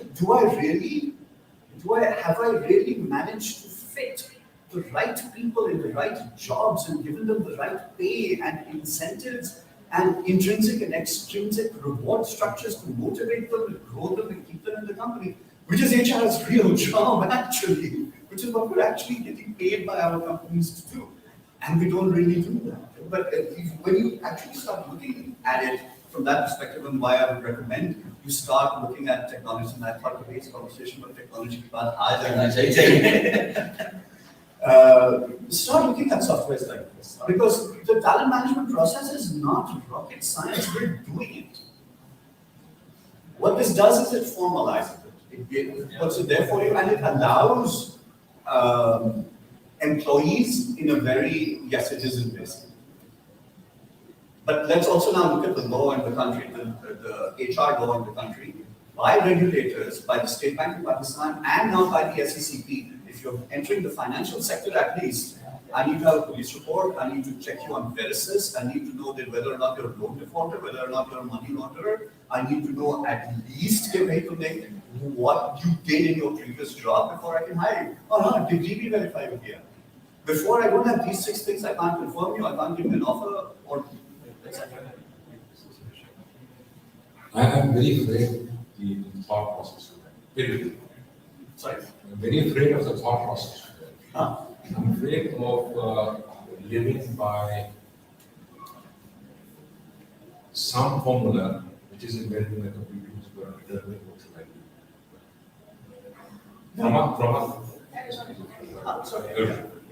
From a very, very technical level, some programs will tell me how to do it. I would rather be more aligned. They are getting insight from data. They might be driving my choices to some extent. Amazon does. Like Imran Yeah. So what you are saying is you are going into exactly what Gen Z is against. Getting into areas you want to understand people's DNA. I'm very, very afraid of it. I would be very afraid to give my data to a latest, and it is going to give and guess it based on an algorithm that what I like, what my career should look like. Tomorrow you're going to suggest to me, your wife should be like this because I'm taking a very simplistic view of what I was saying. Nowhere in anything that I say that this is just logic. No. I'm talking about decision support factors. Ultimately, the decision has to be made from the data. Whatever my understanding of my data. I think that's like 2 angles of it. Yes, Yeah. I agree. So, I would not like to work for a company which is as invasive as this. But my argument is we already are. Old bad. Sorry. My That's what the algorithm is telling My sincere. I'm sorry. My sincere. Please accept it. So I'm afraid of it. And if you're going to manage talent based on some algorithm, so then you're taking humanity out. Coming back to Sibtain's value proposition, people have made it very, very complicated. So I'm a student of how technology for my matrix life is technology. That's when I started out when I was in US, internet revolution and all technology revolution started. So to observe these people for a very, very long time. They have structures. They believe in structures. They work with structures, and they have independence. So there is a duality between. Five mix between. So there is a duality of a structure and there is duality of empowerment. We vary for his company, my company, and their company. And we have to find that place. Invasiveness is not bad. Privacy, previness is not bad. I will not allow anybody to have that level of data. And one last thing, simplify the massive linguistic messages. Whatever you want to get, 3 messages, repeat it, and repeat it. It will get you great, it will get you easy. Last week, so I did that. Okay, 3 messages there. 3 messages. Just 3 messages. And just, if you go and study or just at KSBL and teach a course over there, so I put people into Jawaid. पूरे 20 सालों में 4 initiatives. Simplistically said, number 1, number 2, sell, close. Number 1. Do structure there's 4 messages, 20 years later. Took the company from 25 billion to 160 billion. Steve Jobs, simplicity. After they came back, made a great. इसको निकाल दो, ये product निकाल दो, 4 product. They had a core thing to focus on. So, I mean, it is the focus and its communication. Simplify the communication into your organizations. If you simplify it, I think so we get really well. And I think with that, I would also like to ask for next question. How do we simplify the communication and how do we change the organizational design? Because the idea is that if you have technology at the base of everything that a company does, and when I say at the base, maybe we need to start thinking our way out of departments like we have a separate department for procurement, we have a separate department for HR. Maybe there's another way of organizing or organizations. Maybe we can have technology at the base, and then we can have processes, and then we can have talent. And that's the concept of bionic company, which is being advocated for the digital age. So a bit on how we need to shift our design, and a bit on the previous conversation by Mr. Tahir. Thanks, sir. Very right, exactly. But 2 चीजों का context थोड़ा सा मैं set कर रहा था, जिस पे जलाल ने जवाब दिया था. One was me sharing an incident on I was having a conversation with a consultant. और मैंने देखा मैं जानना जरूर चाहता हूँ कि मेरे employee का DNA क्या है, as in EQ 2.0, coaching के अंदर, इन सारी चीजों के अंदर हमें ये जानना चाहिए कि हमारा emotional intelligence में मैं कहाँ land कर रहा हूँ कैसे. So that's what I meant. That's number 1. Number 2, even what he answered. I think उन्होंने भी ये बात ही बताई कि यार understanding कैसे हो सकती है with the caveat that is our choice. So what we I think आपकी बात से मुकम्मल agree कर रहा हूँ. Yes. But with the caveat कि यार it's up to us और ये सारी चीजें share होंगी उन लोगों के साथ. They get to see yeah, this is how you did in a test, in a pressure test situation. This is how you did. We are not hiding it. This is yours. आप बताएं कैसे काम करें. Like all these apps that take consent from us, they have information. Data तो शुरू हो, वो बात तो शुरू हो कि मैं actually हूँ क्या. मैं इस वक्त एक pressure situation में how do I act? और मैं वहाँ से build करना शुरू करूँगा. अच्छा मैं अगर ऐसे act कर रहा हूँ, तो मुझे किन चीजों को क्या करना है? That's just clarifying the intent, I think. Yeah. That's number 1. तो वो इसलिए वो clarify कर दिया. दूसरा 3 messages completely agree. बचपन से आज तक हमने यही सीखा है. The 3 messages, simple messages, उन्हीं को reiterate करना चाहता हूँ. बिल्कुल, I completely agree with you. Organizational design. I think that is the most dynamic thing that we've seen in our company as well. That even Kassim started a function, then the function grew, then the function changed shape. So वो मुसलसल with the way we growing, the way our priorities are shifting, organizational design में वो बहुत ज़्यादा dynamic रहता है, लेकिन अगर उसमें नजर ना रखी जाए, तो कुछ ट्रेडिशनल देखा है हमने, वो जो ट्रायंगल बना होता है, लीडर्स, इंडिविजुअल कंट्रीब्यूटर्स, वो रोम्बस बन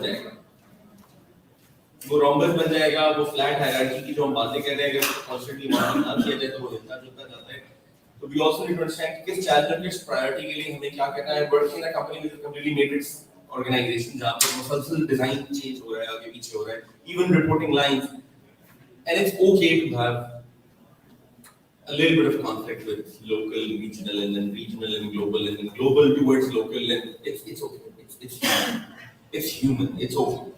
I was talking to a colleague in Germany. He was saying the same thing. Like, yeah, there are a lot of conflict that way. And whenever there are two people in the room, there will be conflict. It's okay. Whenever people are resisting change, even that is natural. It's okay. It's human. So, organizational design, I think. ये एक ऐसी dynamic चीज है जो depend करता है इस बात पे कि आपकी बिजनेस प्रायोरिटीज क्या हैं and the context. and the context of that. Arshad pointed out where chemicals are there, or let's say the airline industry where they need to be very strict on the protocol. You can't afford flexibility. That being said, एक और बात जो मुसलसल हो रही है with regards to values. So I do agree. Erd Keller says कि मुझसे सबसे मेरी competitive edge जो है वो मेरा culture है. 45 सालों से कोविड के दौरान कंपनी को प्रॉफिटेबल लेके जा रहे हैं लाइन में। बहुत सारे लोग ये बात कर रहे होते हैं, बट मुझे लगता है ये ऑर्गेनाइजेशनल डिजाइन और जो भी हम बात करें, that's more tech and more problem solving rather the why. I think again just perspective कि वो एक थोड़ी सेपरेट बात जरूर है, बिल्कुल है, और वो बहुत इंपॉर्टेंट है, जरूरी हिस्सा है, it's a fabric of the organisation, but this is more towards how are we solving different problems in the face of different challenges, which are, to be very honest, unprecedented challenges. No one has the answer to those challenges. और अगर है भी तो वो उनके culture या उनके context में होंगे, हमारे पास शायद वो चीजें बिल्कुल उस तरह ना रेप्लिकेट हो सकें। I think a way to summarize this would be that there is no longer a playbook that we thought that we had of managing and leading our organizations, manage our talent. I think we have to again take the role of alchemists. We take a few things from here, a few things from here, and then we see what works according to the context of our organization, its history. Again, history plays an important role. This country has a history, and we see the effects coming over the years. Other countries have different histories. Same goes for organizations as well. अगर किसी भी जगह की 50 साल की history है, it's a certain way of doing things. Doing a complete makeover is not going to be that easy as compared to a company which is like recently formed. You still have an opportunity to just like set the tone right at the very beginning. Any comments from anyone?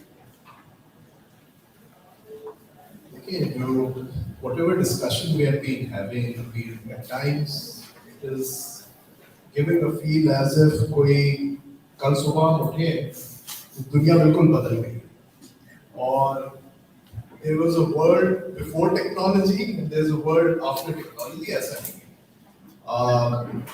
The human race has been seeing these changes, चाहे आप उसको technology बोले, चाहे आप किसी भी form, that those changes, this race has been seeing and adapting to it and adopting to whatever changes is required, and it is the same adaptability which has brought us to this level.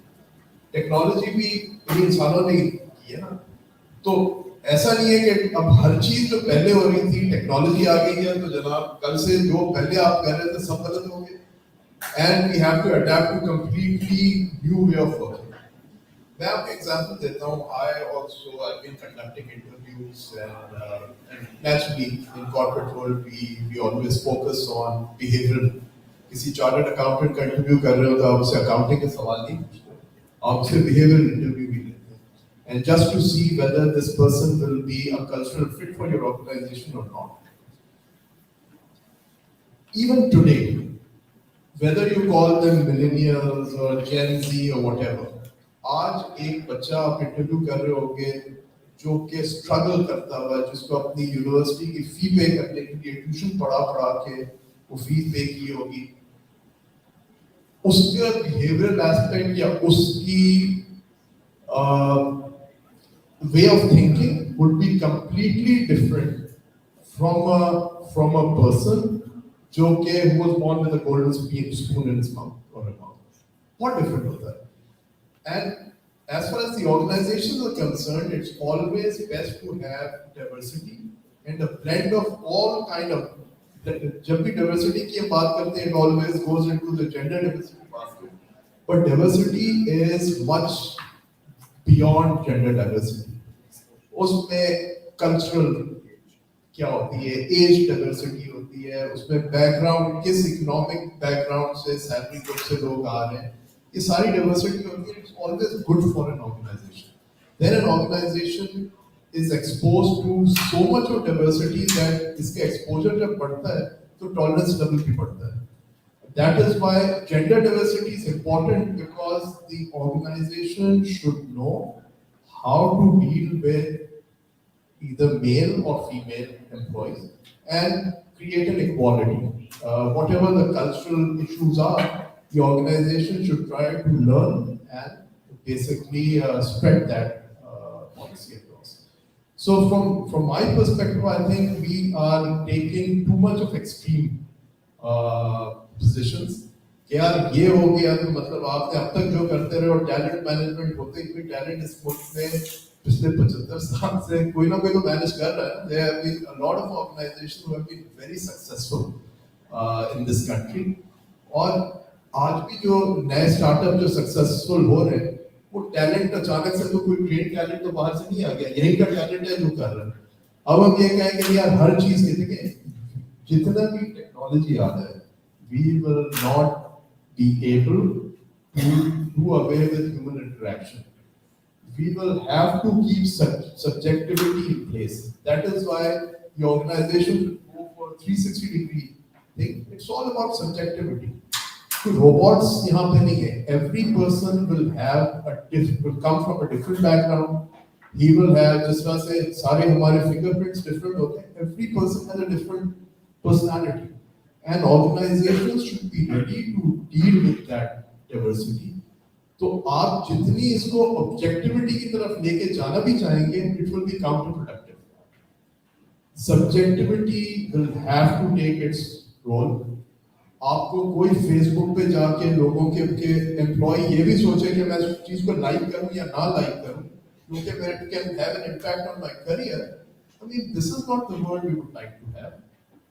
You get enough time during your on-the-job thing to get, if the organization is well organized, if it has good set of management putting across, it gets enough time to understand the behavioral aspect of an employee. और अगर organisation जो बंदा 8 घंटे 10 घंटे 12 घंटे organisation में लगा रहा है, if an organization is unable to gauge what kind of a person, how does he behave under pressure, how does he behave under certain circumstances, then there's a serious problem with that organization. An employee should actually see whether they should be sticking to that organization or not. तो मेरे हिसाब से तो चीजें जैसे चल रही हैं, things will evolve. और इसी तरह से organizations will grow and organizations will learn, and whether it's talent management, whether it's recruitment, everything will take its toll. आज हम organizations में बात कर रहे हैं 50%, 60% of the employees will be millennials or are millennials. So when a CEO of an organization will be a millennial, I mean automatically that change is going to come in. So we should not think कि आज अगर कुछ नहीं किया तो कल organisation खत्म हो जाएंगे, ऐसा कुछ भी नहीं है. And for the younger generation, I think it's extremely important for them to also understand what will be expected out of them as well. They'll still be working for organization. Startups will have different expectations. The companies which have been there for the last 70, 80 odd years, they will have different expectations. So it's important for the employees to understand what kind of expectations will be asked from them as well. It's kind of- Sorry. I mean, part of study which I'm doing for teaching, I was looking at G, how it is morphing. G, to them, like, how is it morphed over years? So, I mean, that's very documented. So G, up to the next morphing edge is something which is interesting for people who are living in the brick and mortar world to see. So they're splitting up, they have just shed all the companies which are not core to them. They're just focusing on three businesses: aviation, second is power, power plus digital, and the third one they have is healthcare. What they have done is the base of all those business is heavy data intensive data acquisition. So that's the common thread is data and technology at the bottom. They split into three different companies, made them much more leaner, and there is no big headquarters anymore. And it would be interesting to understand how to conglomerate would morph into something of a unit and a network. So networking is probably one of the keys to enable organizations. So that is something very interesting. I thought I would say.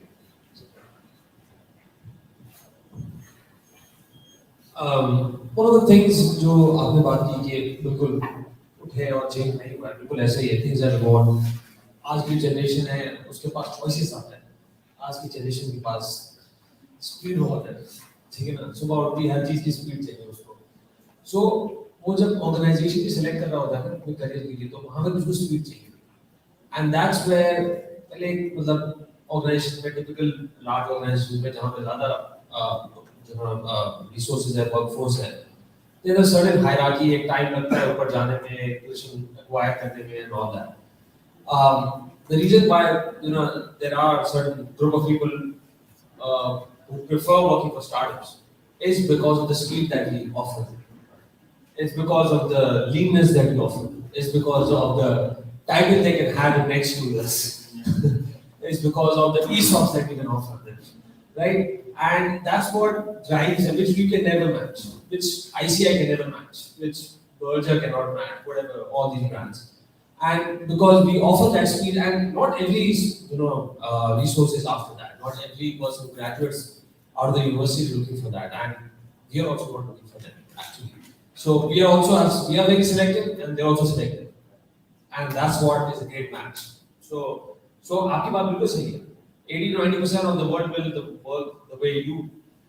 That's how it has evolved, right? But we are disruptive. We are not looking at the way things have evolved. We are saying, okay, वो यहाँ तक पहुँच गए, लेकिन आप इसको reverse करके देखते हैं. Complete reverse करके देखते हैं. So I completely agree with your opinion, but हमारा देखने का तरीका ही कुछ बखरा है.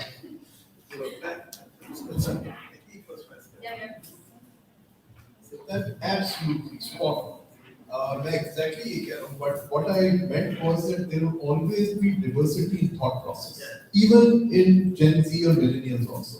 There will always be millennials coming, depending on what kind of a background they have come in. Somebody would still favor stability. Some people will want fast move, ESOP मिलता है, देखी जाएगी 2 साल बाद होता है, फिर भी हो जाता है startup को देख के यार मिल जाए. But some people will not. So the course will take its own track, and every employee and all the population which is coming in, वो अपने areas of comfort देख के ना वो slots में आते हैं. You would not want a doctor like Exactly. A surgeon. Whether you're a startup or a more established organizations, you're all at various stages. An organization's journey is one of institutionalization. It's one of standardization, institutionalization, something works, you repeat it, we call them processes and practices, but that's really what this is. You're hard-coding things that have worked in the past, and then reflecting them in your organization, which is great in theory. Practically speaking, क्या होता है? Goes right back to what you said. And coming back to your original question of organizational design, we don't design the business, which is what we should be doing. We should be designing the business. And that's the advantage you guys have. You guys, it's not too late for you. You can still design the business. What we do is we design functions, we design practices, that's what we encode, and that contributes to, it has its own strengths, I'm not going to say that. It does not have strengths, it has a lot of strengths. Especially when you're dealing with larger and larger and larger numbers and a broader and broader and broader scale of business, absolutely. In fact, one of the things I was discussing with Ayesha before we started was the very interesting structure that ICI in Pakistan has. And if you are students of HR and you really like organizational design, I'm a bit of an organizational design nerd. I like looking at these things, so I highly recommend looking at how ICI is doing it. How do you manage people in that? Let's remember one thing. No talent management is also talent management. It's very Darwinian. It's survival of the fittest. The cream will rise to the top. Maybe that works for you guys. Maybe that will work in your context. But when you get older, you will have to take a decision. The decision that we now have to take for ourselves when we look at our star people. Do we lean towards agility and flexibility? Or do we lean towards standardization and institutionalization? Both are advantageous. Both have their advantages. Agility, flexibility में हम employee को कहेंगे कि यार तुम्हारा career manage करना हमारा काम नहीं है. वो तुम्हारा काम है, तेरा career है, you go manage it. We will facilitate it. In older systems, and this is a more modern approach towards talent management in HR. The suite of technologies, practices, cultures you need to manage that approach for talent and careers, very different. Traditional approach, we are the company, this is my competency framework, the board this is my values and culture, board has signed off on this, you and ye karna hai. It's very normative. You must conform to me as an entity now, because you have this business card and we are an exclusive club, and you must abide by my rules, otherwise boss aapne teri promotion nahi ho. That also has advantages. I'm not saying it's a wrong way of going about it. That is a decision every entity has to take for itself. You must decide between the two. Based upon the decision you take,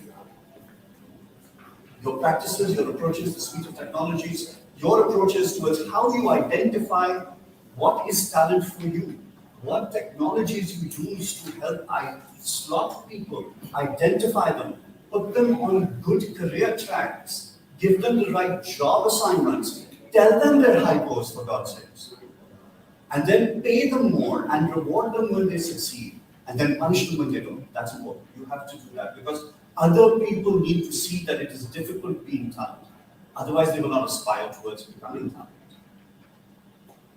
Again, I would point out what my colleague here did in his interviews. His entire interview is a culture fit, what he called it. But it wasn't really culture, it was just practice. It's how that person's actually going to be working on ground once they set foot in the organization. And I think that's the right way of going about it. But when you look at it in terms of scale, and especially when you've got, it's easy to do talent management for what, 40 people, 500 people? I got 10,000 people. 15,000 people. 15,000 people. How do you do talent management there? The notion that the line manager or the head of the department is a reliable source of employee qualification for the next level is flawed in my view.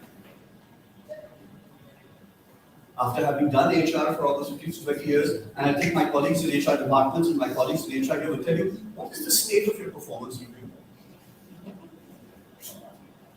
I heard you all laughing. That answers the question. So then you're left with this dilemma. You have people that are talented. You talk to the head of the department, all my ugly ducklings are swans. All my ugly ducklings are swans.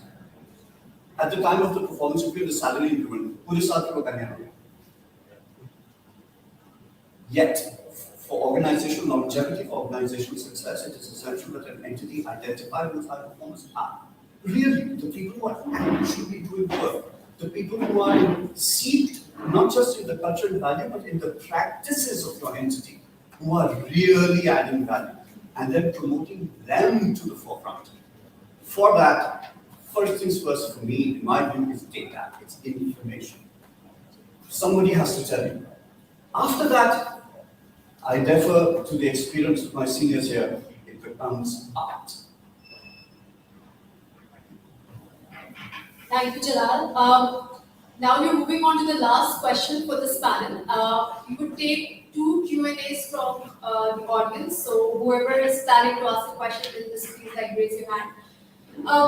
Very rightly pointed out, performance management. Actually, that was going to be my last question. Before I move on to that, I would just like to share a study that Deloitte did recently to rethink its performance management cycle. They discovered that they were spending around a lot of hours, close to like 2 million, for 65,000 people running the performance management cycle. And they realized that what if we decide to reallocate all of this time elsewhere? Because anyone who's been through the performance management cycle knows that towards the end, the ratings and getting people to agree on the ratings, and then you have those tons and tons of meetings which revolve around that. So they came up with this idea of a performance snapshot in which the person's performance is actually more aligned to their actual performance rather than what the line manager thinks of the person, which is, I think, a more objective way of looking at it. So they did this entire study, came up with a framework, they've been trying and it's been working well. Which brings me to my last question for this panel, which is that we all know that performance management is one of the levers that leaders can use to shape the context of the organization. And when I say context, I mean culture and the way they do things about there. So, how can leaders actually, in practice, given the local context, and I'm talking in terms of or local organizations, whether startups or corporates, how can we shape the context differently and user levels differently? So, I think important is to feedback consistently dena. I think that's for me. I think that's the most important thing. If I'm going into a conversation with my boss about my appraisal and I'm surprised, then that means me and him did not communicate or हमने इतनी बात नहीं की कि उसकी expectation मुझे पता हो. अगर मैं किसी का appraisal I'm on the other side of मैं कर रहा हूँ और मैं उधर जाके उसको बता रहा हूँ कि यार ये 10 weaknesses थी, तुमने ये नहीं किया, ये नहीं किया, ये नहीं किया, और मैं अगर उस दिन बता रहा हूँ तो I'm the one who's at fault. I'm not the good person because me as a leader needs to tell them this, right? So I think the word being expectation and communication. सही performance cycle साल में एक बार होता है या whatever, but आपका regular feedback, an honest feedback to the employee, ये वाला नहीं कि आपने catch up किया उसके बाद सोचा दिमाग में अगर आप 5-10 मिनट लगाएंगे, and again if you can't spend 15 minutes with your direct reportees maybe once every 2 weeks, but couple कुछ exceptions are, then there's something wrong that you're doing, right? मेरे हिसाब से आपको 15 मिनट टाइम निकाल के उनके साथ बैठ के काम के अलावा भी बात उनकी personal चीजों के बारे में, not personal but I mean just getting to know them कि भाई what's happening, because अगर वो आप expectation और वो सारी चीजें साल में एक बार करेंगे तो then वो जो gap होता है ना मेरे हिसाब से and I've been on both sides, so I was working somewhere जहाँ पे I didn't get a chance to communicate too much with my boss, and the expectations were 6 months down the line मैं एक और direction पे काम कर रहा हूँ और वो expectation got me, but जब मैंने over communication भी की तो I felt कि हाँ यार it's so that's my opinion.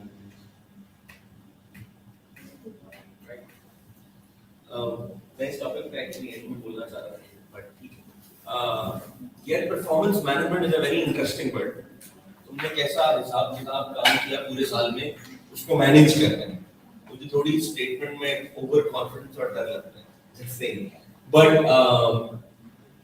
एक डेटा के बारे में बात हो रही थी, तो मैं उसको सादा ज़बान में समझाता हूँ। मेरे अब्बा जो है वो डायरी लिखा करते थे, 15 दिन अगर वो डायरी लिखे और बार बार कह रहे हैं कि मैं रात में एक कश सिगरेट का लगा के सोया तो सर आपको सिगरेट पीने की आदत पड़ गई है। उस वक्त वो डेटा उस तरह कलेक्ट होता था, अब वो डेटा कलेक्ट करने के तरीके फर्क हैं। हम we are moving towards a place जहां पर अब वो साल में एक दफा बैठ के गुफ्तगू होना है और उसी वक्त इंफॉर्मेशन का डिस्ट्रीब्यूट होना बड़ा मुश्किल और अजीब सा काम है। व्हेन वी केम इनटू दराज 3 इयर्स अगो, तो एक एक्सेल शीट थी जिस पर ये हिसाब लगता था कि तुम्हें कितना मिलेगा। फ्रॉम दैट 3 इयर्स, बिकॉज़ अभी भी बहुत बाकी और 3 इयर्स अब तक एटलीस्ट यहाँ तक पहुंच गए कि कॉन्वर्सेशंस होती हैं। There is a thing called performance conversation. Trust me, जब पहली दफा मैं बचा तो हमें समझ ही नहीं आई कि वेयर डू वी स्टार्ट, क्योंकि माइनस से पहले जीरो पे तो आ जाए। तो वो there was a lot of mindset shift that was supposed to happen. और ये मिसाल मैं इसलिए दे रहा हूँ क्योंकि अभी परसों आए वी वर इन दुबई, वहां पर मैं क्रॉस करने लगा रोड, गलती से ज़ेब्रा क्रॉसिंग के सामने ही खड़ा था, क्रॉस करने लगा तो गाड़ी खुद ही रुक गई और मैं एकदम परेशान हो गया, मुझसे कुछ गलत हो गया। मैं पीछे हुआ ड्राइवर ने कहा क्या हो गया, आगे चले, वो भी उर्दू बोलता, गाड़ी आ रही है सर, वो खुद रुकेगा, उसको लाइसेंस मिलने की इजाजत ही नहीं है, उसको ये तमीज नहीं है। ये मेरे लिए पैराडॉक्स शिफ्ट है, मैं पहली दफा गया हूं। यहाँ पर ऐसा नहीं है, अभी आप अपनी गाड़ी में पार्किंग पे जाएंगे आपको खुद अंदाजा होगा। सो बेसिकली जो यहाँ पर मैं बात कहना चाह रहा हूँ कि वहाँ माइंडसेट शिफ्ट है और यहाँ पर ये 3 साल में माइंडसेट शिफ्ट करना कि परफॉर्मेंस कॉन्वर्सेशन का होना बहुत जरूरी है। इस बात से कहीं ज्यादा कि तुमने उसके लिए ताली बजाई, मैं ये जानना चाहता हूँ, या मेरे लिए ताली बजी, मैं ये जानना चाहता हूँ कि हाउ एम आई डूइंग, मेरी कैंडी क्रश में कितनी मूव्स चल रही हैं और कितनी मूव्स बाकी हैं और कितनी दफा मैंने जबरदस्त लाइफ लाइन यूज की। I want to know that. अब इसको मैं इनसिक्योरिटी कह लूं, इसको मैं कह लूं कि मैं सिर्फ फीडबैक पे चलता हूं, इसको मैं ये कह लूं कि यार अगला बताएगा तो मैं चलूंगा, या मेरी जात का रिमोट कंट्रोल उसके हाथ में। दैट इज एब्सोल्यूट स्टेटमेंट्स है बहुत सारी जो जजमेंट का जिसके अंदर आंसर है। मुझे बस ये जानना है हाउ जो मैंने किया ये ठीक था मेरे हिसाब से या किसी और के हिसाब से, और जरूरी नहीं कि जो वो कह रहे हो मैं मानूं भी। I have that much substance to know कि हाँ यार I don't agree with this, but I want to know कि ये मैंने जो बॉल थ्रो की इसकी स्पीड क्या थी, एक basic I want to know. तो परफॉर्मेंस मैनेजमेंट से पहले मैं कहूंगा इट्स अबाउट कॉन्वर्सेशंस, जो कि इन्होंने लिखा, it's just having those conversations, चाहे वो लोगों को जानने के लिए हो। और मुझे लगता है कि जो लोगों को जानने के लिए कॉन्वर्सेशन होती हैं उसके अंदर लोग ये भूल जाते हैं कि उनकी परफॉर्मेंस और केपीआईज क्या है, और लोग बस काम करते हैं काम करने के लिए, because there is a more feel to it.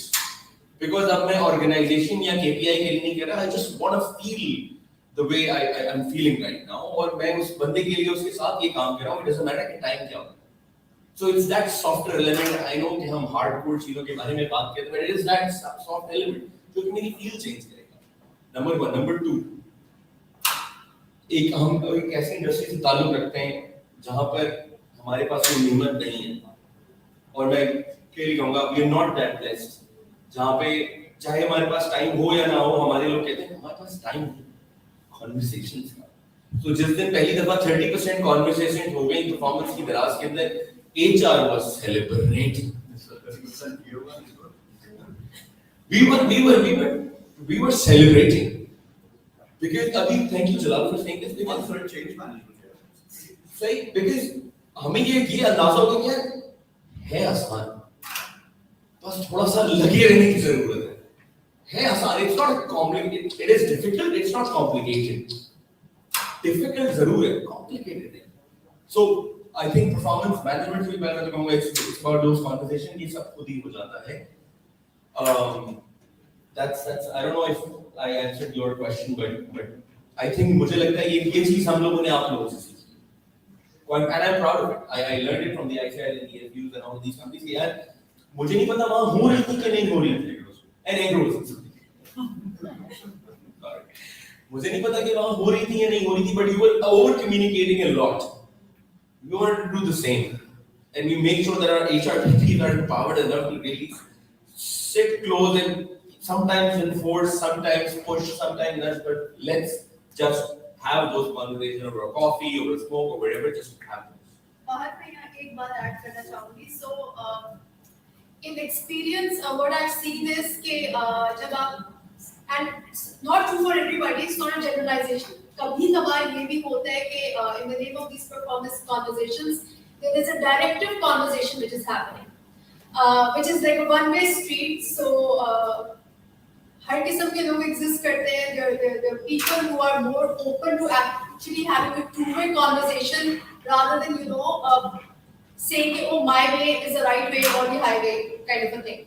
So when we talk about performance conversations, I think it's very important to have those sort of conversations which are genuinely two-way conversations in which both parties actively make an effort to listen and genuinely listen to each other and then sort of reach a mutual consensus rather than having a one-way direct conversation. So anything else? Sure. First of all, Ayesha, you gave some statistics. Deloitte study made some million hours. I come from a school of thought that spending time on employees' performance management and employees' career planning, no matter how many hours you spend, there's still less. When we say, although we always say that employees are the most valuable asset for an organization, we have been repeating it so much that it has been cliche. But when it comes to spending time on them, I think that we start counting hours. That should not be the case. As far as I'm concerned, I've been fortunate enough to work for organizations where the performance management system had been very strong. I was 10 years with Engro, 7 years with ICI. I mean, the concept of 70% of the employees of the workforce not having any conversation or not going through a formal performance management metrics. I mean, that is I'm completely surprised. And one of the areas that I've come here to actually seriously learn as to how you guys plan to work on this, because we all know it's a very important thing. And when it comes to performance management, it's not only performance management, because employees also want to know as to where their career is going. And as you mentioned, that when an employee is surprised with his or her rating, then it's actually the supervisor's fault that he or she has not been doing what he or she is supposed to do. So as far as the system goes, the system was there in Agri and also in ICI. The employee, whenever he is communicated rating, he has to accept it, and he also has or she also has a right to go for appeal against it. And then the appeal goes one level higher.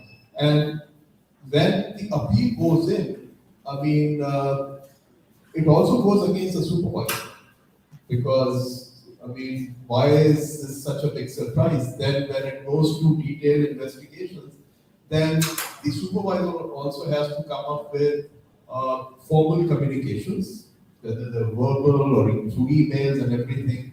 So it actually binds the whole system to be very strong. So from that perspective, I think technology has definitely played a role in terms of collecting data and everything, and in terms of retrieving data at some point in time, even if you have to bring in the historical record. I think technology can still play a much higher role in this area, but it can never be replaced. There can be a forced ranking system. I mean, there are studies that say forced ranking system is counterproductive. There are studies that there's no system better than this. And different things that work differently for each organization. So it's upon the organization to find the best mix and combination and go for it. But the main thing is that it is the right of an employee to know how he or she doing in an organization, where should he or she see the career path taking them 5 years down the road, 10 years down the road, what areas that he or she needs to work upon. I think this is very important, and this also helps in terms of building again culture of the organization and giving a comfort to the employee, because at the end of the day, it's how much engaged or how much trust an employee has over his organization. Kassim, I get to 110%. Sorry? 110% agree. In my mind, the issue is not having conversation or a dialogue. And waiting for that decency, the fact that take the conversation. So, it is not about ranking kare, kal banaye, now banaye. You can keep on debating. I just anchor all my discussion on data. A paper and fair process. It's an HBS paper. It's not only several work on that. And that concept from HR, from legal came to it. Simply said this one line. People who are affected by some outcome, if they have a trust in a process, they may or may not like the outcome, but they will trust the system. And that process, if you have that process of performance appraisal, चाहे वो पर्चे पे है, चाहे 10 पे है, चाहे 1 पर्चे पे है, चाहे वो गूगल पे है कहीं पर, it won't matter. Trust, end of the day, dictate, is it in the system, people believe it, will be part of culture. That's Thank you very much. I think that's the gist of it all. Leading by fair process. If actually one goes down to study fair process, there's a lot to it. But a simple barometer is that if people in your organization feel that you're being assessed fairly, you have your performance management or whatever you want to call it done right. And if they feel that somewhere along the line they're not being assessed fairly, then something needs to be tweaked around and probably done differently. So with that, I would like to move towards just Q&A from our audience. So we can take 2 questions. So anyone? Okay. So the lady at the back, she raised her hand first. Anyone?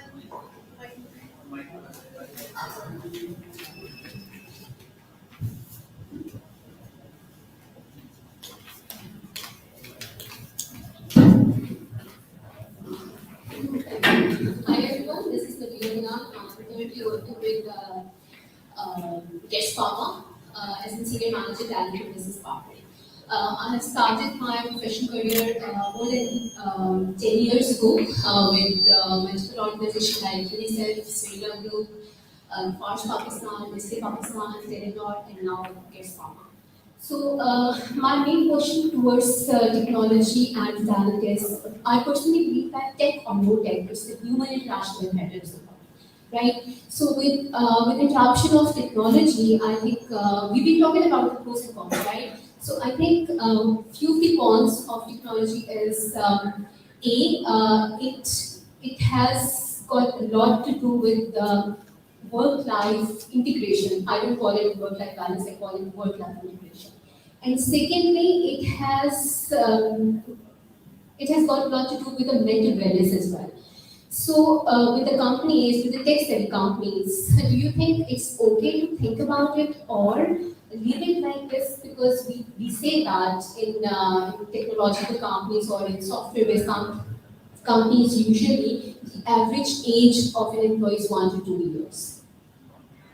Thank you. I'm sorry, I don't mind.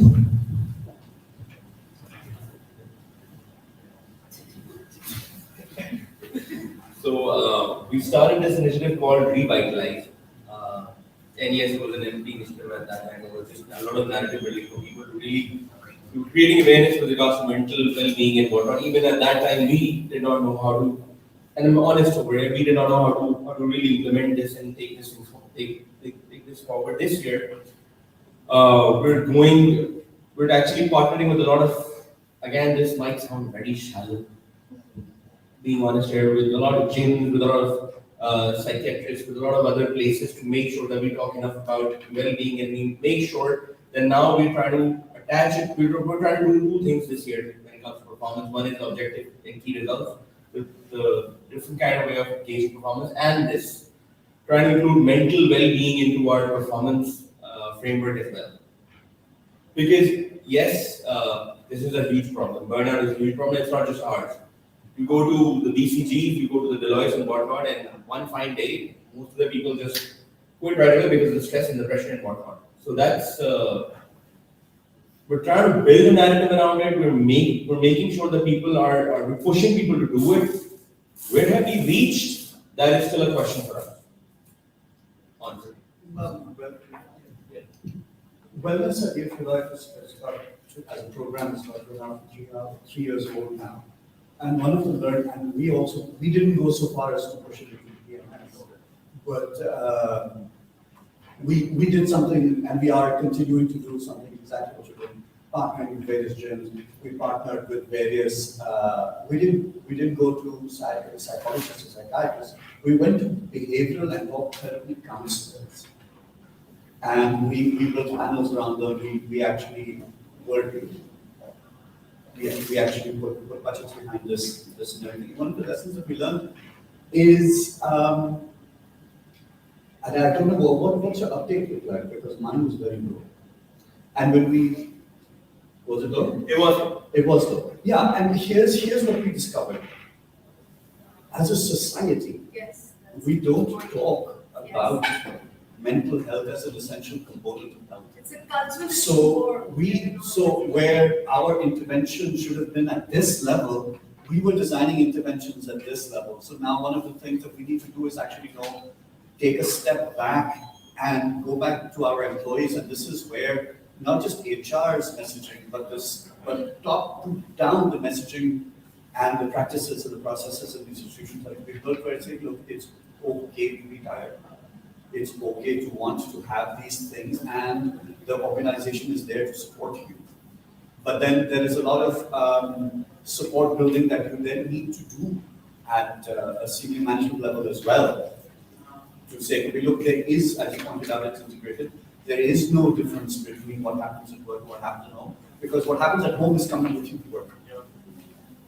And it may actually be having a real detriment on that person's performance, and maybe the organization is in a place to help, or in a position to help. So that's where we are at right now. It's a process of learning and discovery. We are working on it. Work-life balance concept as a notion is now old and antiquated. Everything is work-life integration.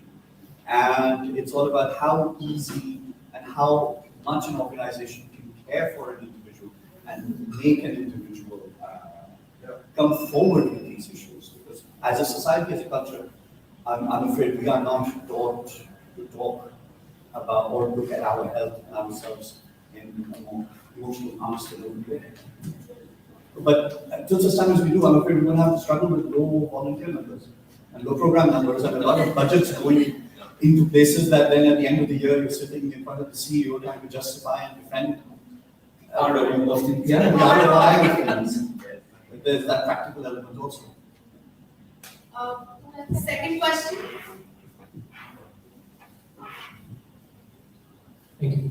Assalamualaikum, and thank you all of us for having such a great conversation. My question is for the small startups, हमारी बहुत सारा जो है इसमें यहाँ पे confusion है जैसे young side में देखा कि काफी जो है वो एक अलग narrative चल रहा है और थोड़ा सा जो experience side है वो एक अलग narrative चल रहा है.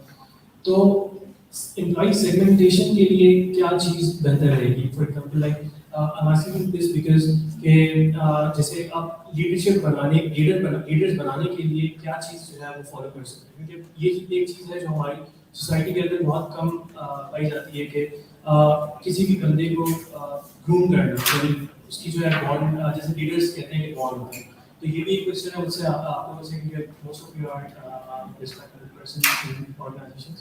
तो क्या जो है ये लीडर्स बॉन्ड होते हैं या उनको ट्रेन करके लीडर्स बनाया जा सकता है first of all? And then what is the ultimate formula of fitting? That's what it is. Thank you. Great question. Who would like to take this?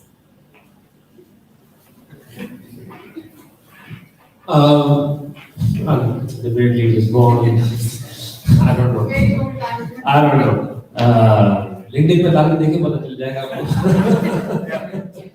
Indeed, the article about the India has an entire section on leadership. ये सवाल जो आपने किया इसमें हम एक दूसरा conference कर लेते हैं. I'm not touching that. No, it's a debate. I don't think. I think मेरा मानना ये है कि evolve हो सकता है as a person. Any person can evolve himself to become a leader. कुछ traits होते हैं, कुछ traits चाहिए होते हैं आपको leader बनने के लिए, वो आपके अंदर होने चाहिए to start off with that thing that you deserve to be in that position. Nobody is going to give you a certificate. Nobody is going to give you an award कि आप leader है, चले गए ले ले तो फिर अब आप कंपनी start करेंगे. I don't think it's like that. I think it's up to you how you feel, what problem you're solving up for. Employee retention की बात रही, I think the purpose and the value, मेरा जो मंत्र है वो purpose and value है. जितना आप उसको inculcate करेंगे in the business side of things, for whatever they're doing, regardless of what you're putting them through, you're hiring for a basic role or for a very skillful role. Values को बताएं अपने culture को, what are the reasons why you're doing it, how it is going to impact उसका size क्या है उसके impact का, और वो किसी की life में कैसे impact create कर सकता है. Because for me, like you know, आपके लिए insurance it sounds very काफी वो है negative notions है पाकिस्तान के अंदर insurance के बारे में. And for me to attract talent, which was like अभी यूनिवर्सिटी से अगर किसी को उठाना है, हायर करना है या किसी और अच्छी यूनिवर्सिटी से उठाना है या someone who's got experience, for me it was a challenge, for real challenge कि यार insurance हम ये insure tech कर रहे हैं और वो insurance कह रहा है पास में insurance हम खरीदते हैं और हराम है, ठीक है ना, insurance जो ना वो बहुत सारे से negative notions थे. So for me it was really difficult. I went through a real cycle of where I found someone that I wanted to hire and he rejected me, and that was hardly quite often. People were rejecting us, my business, my startup, because they didn't believe it. And for what I understood after that was that you have to look for such people from the beginning, like who believe in your vision, and you have to sell yourself first. So, आप as a business, as a startup, आपको बहुत select करनी पड़ती है किसी अच्छे talent को hire करने, जो कि मैं नहीं कर रहा था. मैं बोला यार मैं job दे रहा हूँ, मैं नौकरी दे रहा हूँ, मैं मतलब आओ यार काम करो यार.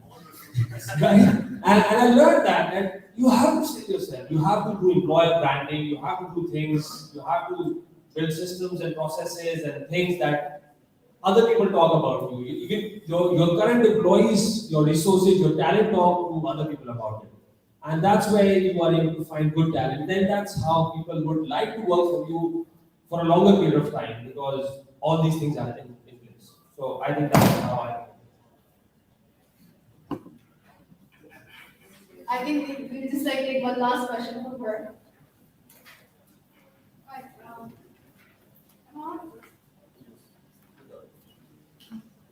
Hi, this is Untitled, and I work as a research analyst, Reimagined. So actually I have one comment and I have one first. The comment that the conversation Fahad, Jalal and Tahir was having on data and AI. So see, you people were discussing the software levels. The thing is, I like to make my contribution on that conversation. The thing is, we make choices every day. I have a choice to go right, I have a choice to go left, right? I have a choice to meet different people. The thing is, our interaction changes, right? When we experience things and when we talk to people, our thinking alters, right? Our interaction changes. So no data can define what my future actions will be. Data can tell us what I have done or what is my present state, but you cannot predict for the future what I'm going to do. The thing is, we have a team that is working on the algorithms. We're looking for the conversation. So they themselves were confused and were not at the final stage to say that they can incorporate that in the organization within the US as well.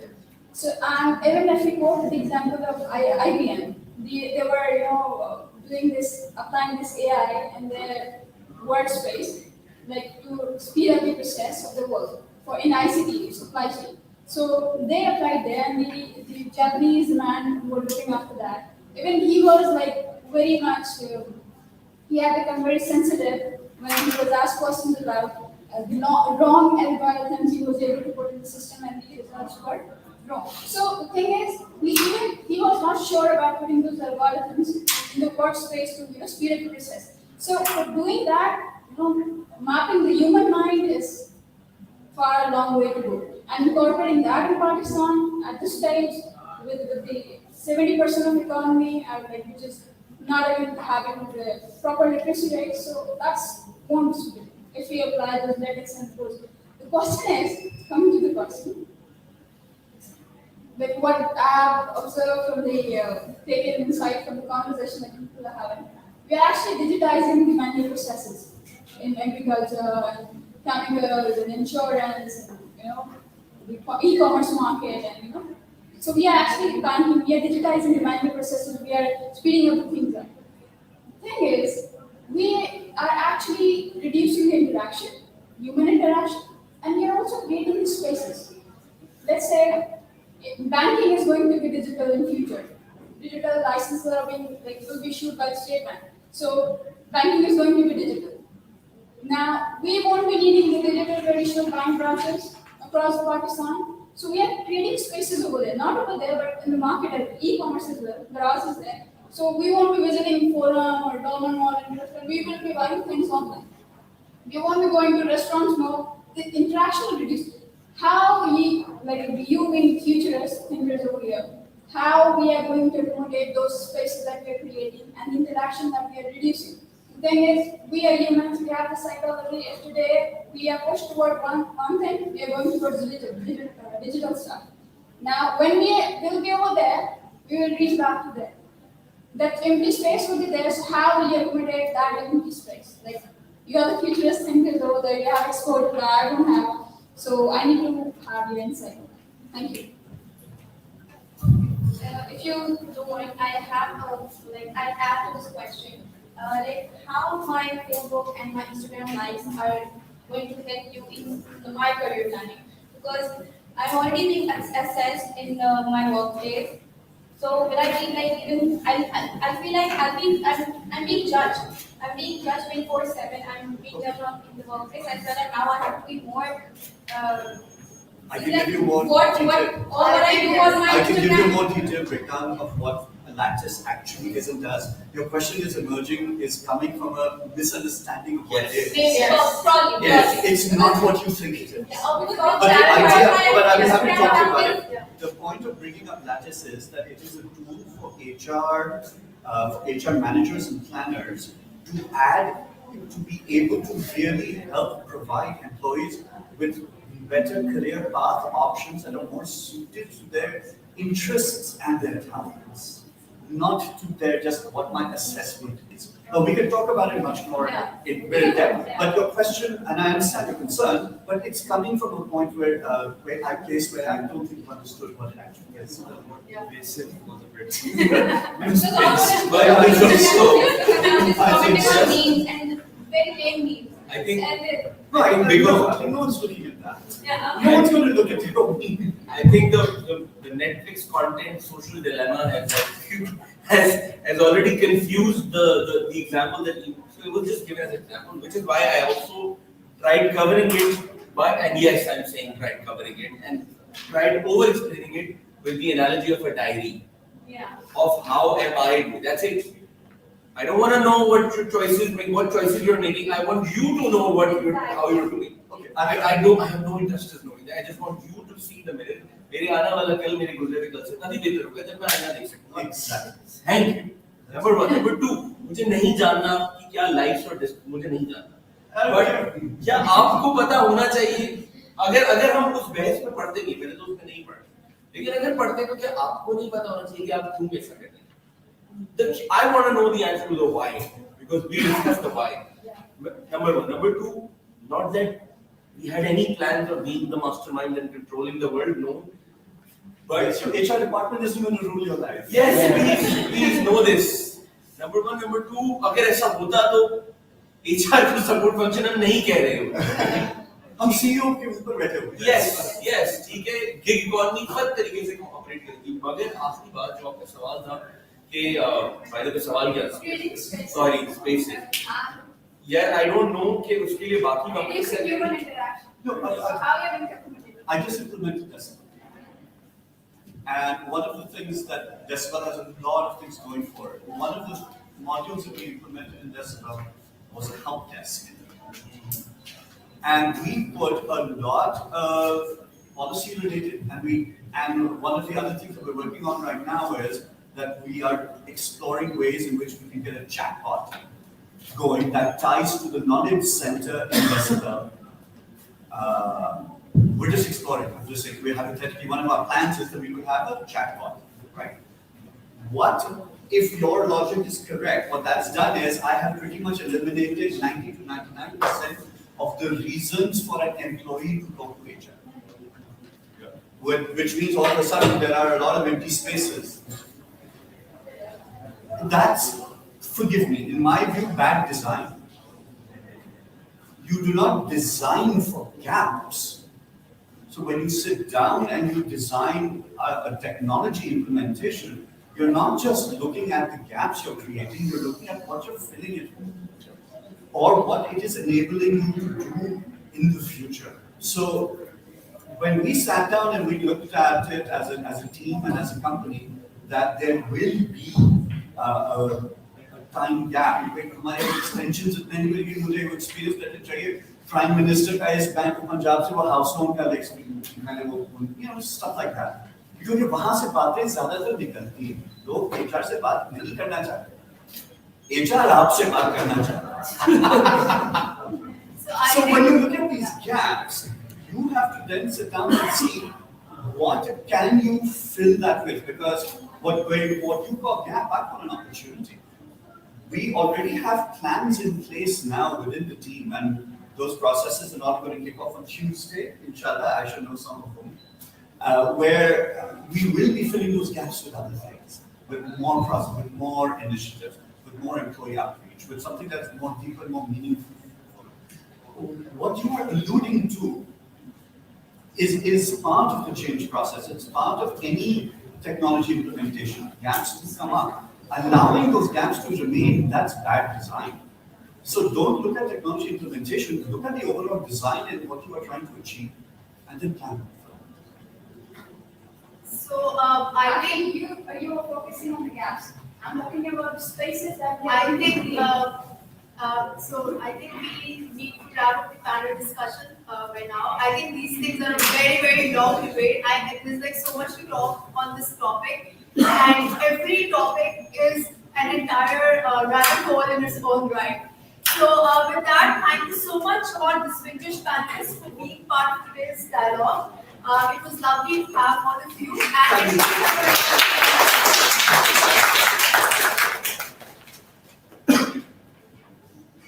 all right. So yes. All right. Thank you. So Sumera would like to come forward and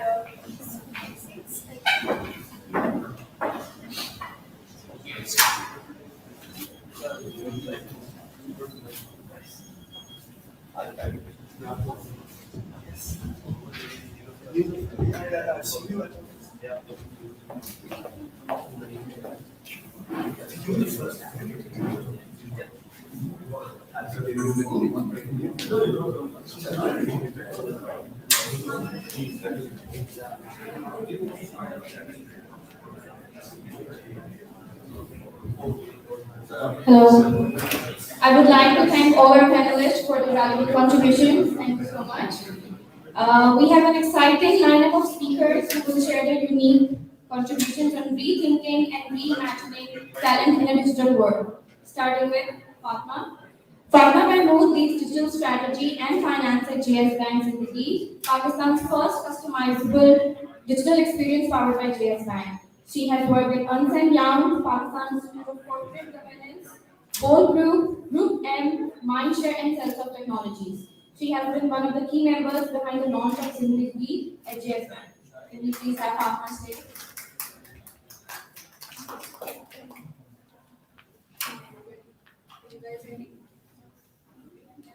I think we've had a lot of conversations already. So I'm going to try and stay away from some conversations. But I'm going to focus on, can you guys hear this? So the focus is, and the reason that I'm here today is to talk about how the generational shift that has come about in the past few years has affected our workplaces and has to impact how we as managers operate. So it's not only HR's responsibility to be accountable for HR, to be accountable for our practices, to be accountable for our culture that we create. It is each manager's right in their own domain to manage and ensure that all of our resources perform to the best and are enabled and empowered. And this is not to, and this is something very important when you keep in mind that when we are promoted to managers and senior managers and VPs and so on and so forth, we are not promoted on the basis of our HR management skills at all. The first time that you're given a team is because you've been doing well in your own silo, in your own workplace. You haven't been interacting with or managing the team when you're given a team. So that is also something that you have to learn and adapt to. 60% of Pakistan's population right now is between the age of 15 to 40. Our average age is 24 years old. So we have to accept the fact that the world has changed. It is not changing, it has changed. Today, there are people in your teams who will be more tech savvy, there are situations where you have to deal with where a junior is pointing out to your boss ये email में ये वाला option भी होगा, you're missing this out. Boss, teams में ऐसे करेंगे ना तो पीछे background change हो जाएगा. That happens. That is something that you have to take along. And that is something that you have to encourage, but with respect. So a lot of the people that I deal with right now, and I'm coming in from various organizations, when I started off at Ernst & Young, so my first day at work, I had been very clearly informed that ragging होगी. जब आप workplace join करेंगे ना, full fledged ragging होगी. जो सबसे junior बंदा होता है ना, trainee होता है, उसको सारी फोटोकॉपियां करनी होती है, उसको चाय बनानी होती है, उसको सारी उल्टी सीधे काम करने होते हैं, और अगर लड़का होगा उसको जाके रोल पराठे भी लेके आना. Today, when even a management trainee joins on your team, you have a welcome pack ready for them. With a t-shirt and a bottle and a fancy tablet and all of those gestures. Why? Because the world has shifted. You realize that this generation is very different to our generation. We were treated very differently, but this generation needs to be treated differently because they are more sensitive. We recently, so Zindagi as a brand, उसकी target audience is Gen Z millennials. So we recently did a few fair focus groups with these people. And we had a consultant on board. And the theme that came out of it was that this generation is the true generation. They believe in authenticity, they believe in connection. If you want them to be on board with you, you have to have them on the same page with you since day one. You can't impose a decision on them. They want to feel part of the decision-making process. They don't look for money. They don't care. Even if you're promising them a signing bonus, they don't care. They'd rather go to a startup with a vision that they really want. So you may be an organization that can ensure that the salary will come on the 21st of every month without fail. But they pick a startup over you where they're not sure when the salary will come, but they'll work for a mission that they do. And that was true of our organization as well. So within JS Bank right now, JS Bank as a whole has an average age of 40, 44, 45. The digital group within JS Bank has an average age of 33. That is how different we are. From even within the organization, we've created this separate organization that works independently. We're the only vertical, we're the only division that has its own HR business partner that sits with us. So there is a lot that we've acknowledged and changed about how we operate and manage. And that is imperative because if we want these people, the fourth largest gig economy in the world, to work with us for the betterment of our organizations, then we have to change the way how we operate. And we have to respect the fact that they need that acknowledgement, they need empowerment, they need to be seen and valued. And those values don't come from your performance appraisals or your bonuses or your guardian or home loans. They don't look for that. What they need from you is acknowledgement of the efforts that they're doing, of realizing and seeing how they form part of a bigger picture, how they're part of the brand that they're building. And I think that's key to where Zindagi has also come from, and this is also key to where all future organizations, including the startups, have seen the win-wins. And since I've been told that I'm short on time, I'll wrap up on that note. But it is imperative to realize that 60% of our future workforce is these people, so we might as well change ourselves.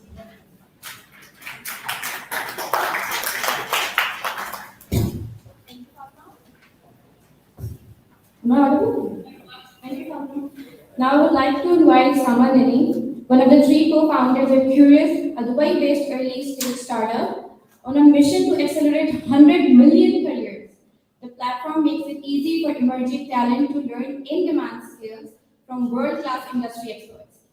He was previously an entrepreneur in residence at Swil in Dubai, where he led global expansions across UAE, Jordan, and KSA. Now I would like to invite Sama to share his ideas on reinventing mentorship in the digital world.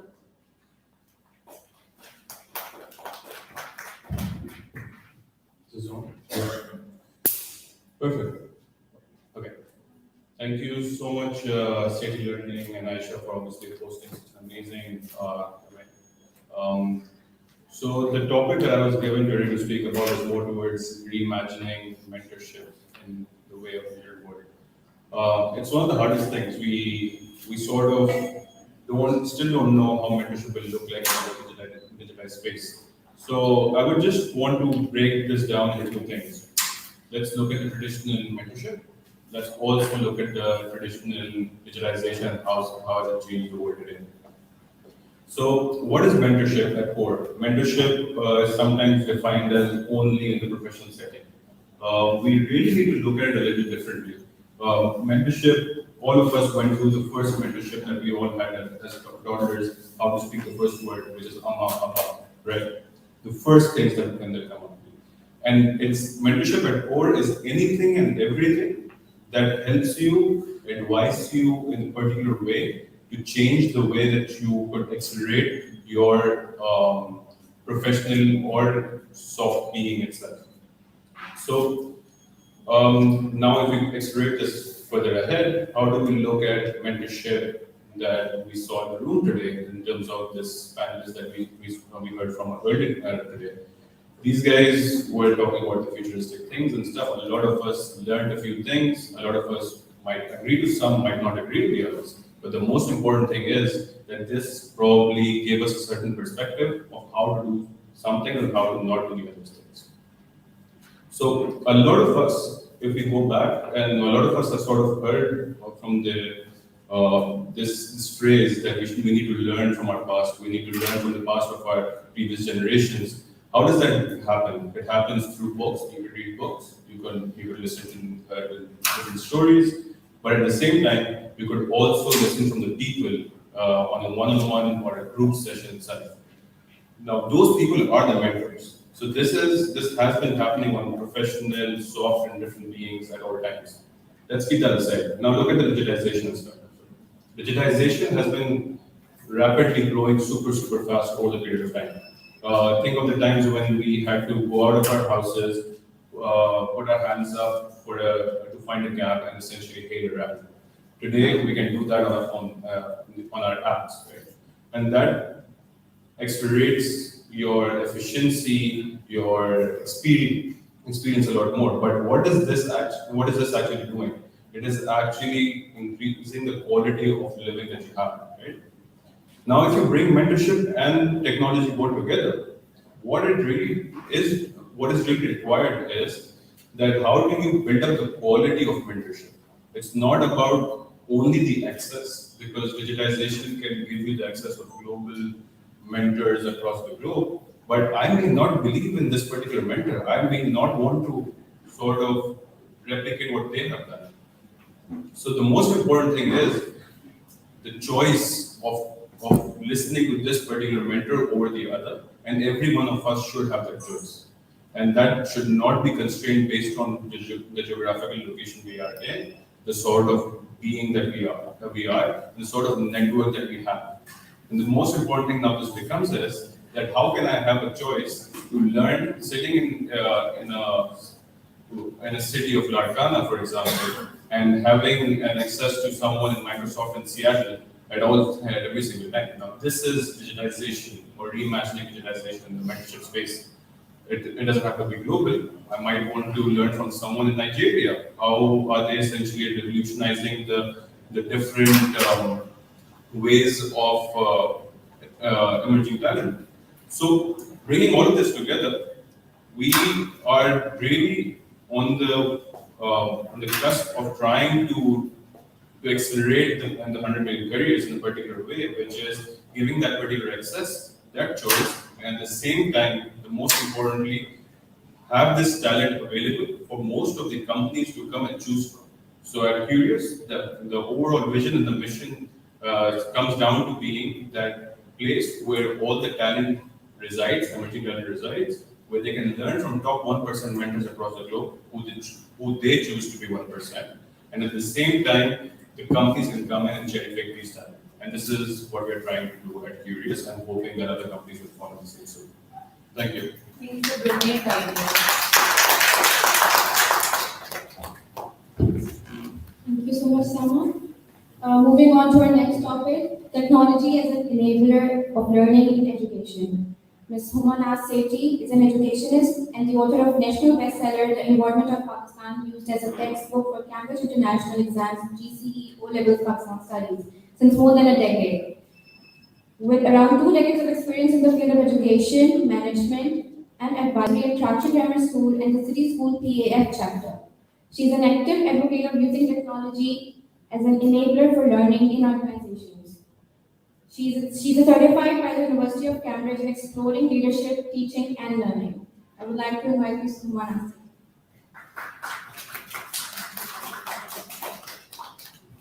Good afternoon and assalamu alaikum. So today I'm going to discuss how we integrate technology and how it accelerates learning. So, the concept of learning has also been transformed over the years. And it is no more possession of knowledge. Knowledge in your palm, like Google is there for all facts and all types of knowledge. So now our focus is on skill-based learning, acquisition of skills such as analytical skills, evaluative skills, metacognition, and various other types of skills they are needed. And they all leads to inquiry-based learning. And inquiry-based learning is highly facilitated by digitization because with all these apps and with all these software available, there are various ways that teachers can teach and students can learn. So I must say that the learning, and I don't say that technology can replace great teachers, but technology in the hands of great teachers can be transformational. So that is the core of, the whole discussion I'm going to have right now. And there are various ways that technology or digitalization accelerates learning.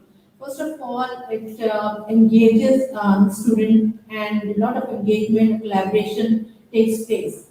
You might have seen a child looking at the iPod and he's not distracted at all. But you see so many people listening to lectures and they are either physically sleeping or mentally sleeping. Okay, so this is the way we get attentions of a learner, and it is only possible if we help the students to get engaged and they also collaborate with their peers, collaborate with their teachers, instructors, and so many software, so many apps are available. The major, one which is very popular is Google Classroom, with their choice board, their Padlet, and their Google Docs, and then at concerts, there's so many, different types of softwares available where students they can collaborate with each other at the comfort of their homes, and they need not to move around and go for panel discussions, go for discussions and other things. Another way how learning enables, how technology enables learning is inclusion. You might be familiar with inclusive classrooms where the students of various abilities they're brought at par. Some students they might be dyslexia, they might have dyslexia or attention deficit disorder or ADHD or any sort of disorder. So there are certain types of software such as assistive technology which is available, and which help these students to learn the way they are learning. For example, there are certain, some students are slow in typing, so there are certain like speech to type, speech to text, so they can easily, the typing deficiency is covered up. And then their software also organizes their ideas, because this is the world of ideas and not the world of knowledge. So sometimes the software, they get them feedback, and this helps a lot. And then this type of software bring those students who are slow learners or who learn differently as par with other students. So this is one way. Another way is differentiated classroom. You know that all of us are different. We learn in our own ways, according to our interest, and we like to have different tools of learning. Maybe our destination might be the same, but the way, the journey, that might be different. So technology also provides various tools which enables students to learn the way they like to. It gives them a lot of choices. So there are two ways. Then technology also helps students to be more creative, to be more productive, because it saves a lot of time. The time has passed when students used to go to library, and then they get the topic of their choice, photocopy it, then filter out the information they need to. A lot of time was spent, but now the things have changed. A lot of time is saved in this way, money is saved, and then at the end, I would say that technology even opens the mind for all those students who have never got a chance to speak up. They might be the backbenchers, they might be sitting at the back and just, distracted, but it makes them productive. So this is the way technology enables or accelerates learning. Thank you so much.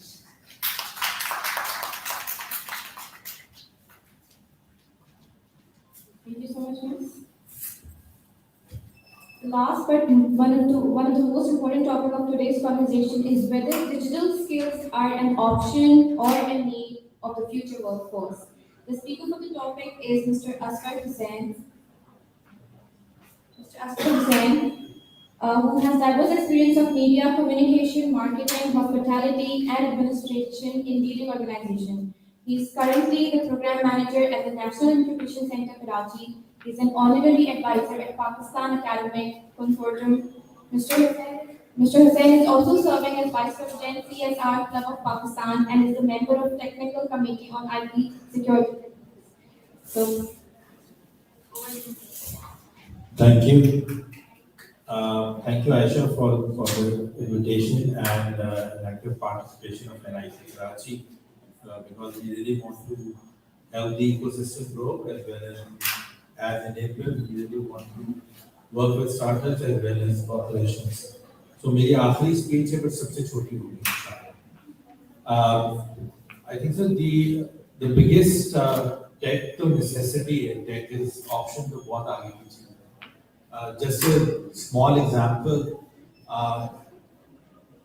at the time of COVID, March 2020, we had this COVID outbreak. So interestingly, हम mentorship sessions कराते रहते हैं NIC और हम बुलाते हैं different mentors को. तो सब सोच ही रहे थे कि workshop कैसे होंगे, ये model किस तरह बनेगा. Zahiर we used to have Zoom use करते थे, but ना regularly नहीं करते थे. And within a month,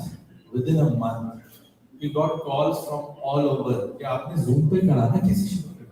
Although हमारे 2-3 sessions were impacted with Zoom bombing, someone hacking into our room, and then we learned our way. So this is just one example.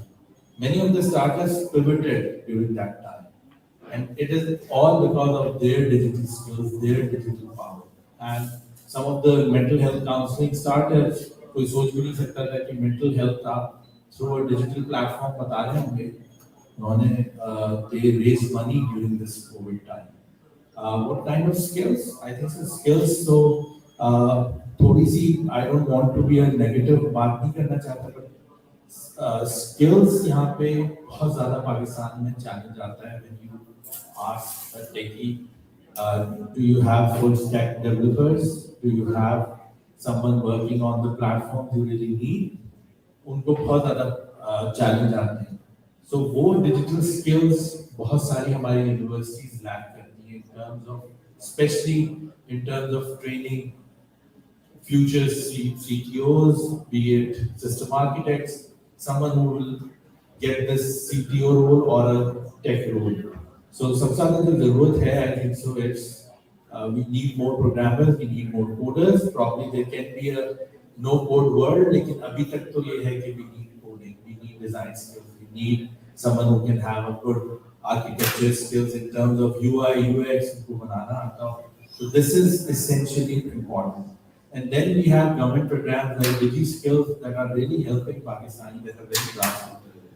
We have people from the Silani welfare doing an amazing job. I think so they are one of the largest programs in terms of giving digital skills. It might not be celebrated as it should be, but it's a great program. There are other programs as well. So main digital skills, all those who are doing and we as enablers supporting it, I think so this is the way forward. It's not an option, it's a necessity, it's absolutely important. And we have seen how startups and great businesses have grown, especially COVID has really taught us that digital skills are absolutely important. So I just met Sibtain, and I think it shows that fintech, this is the time for Pakistan where all these startups will either get investment, at the same time they will need more tech skills in their workforce as well. So thank you, and we need more techies around. Thank you.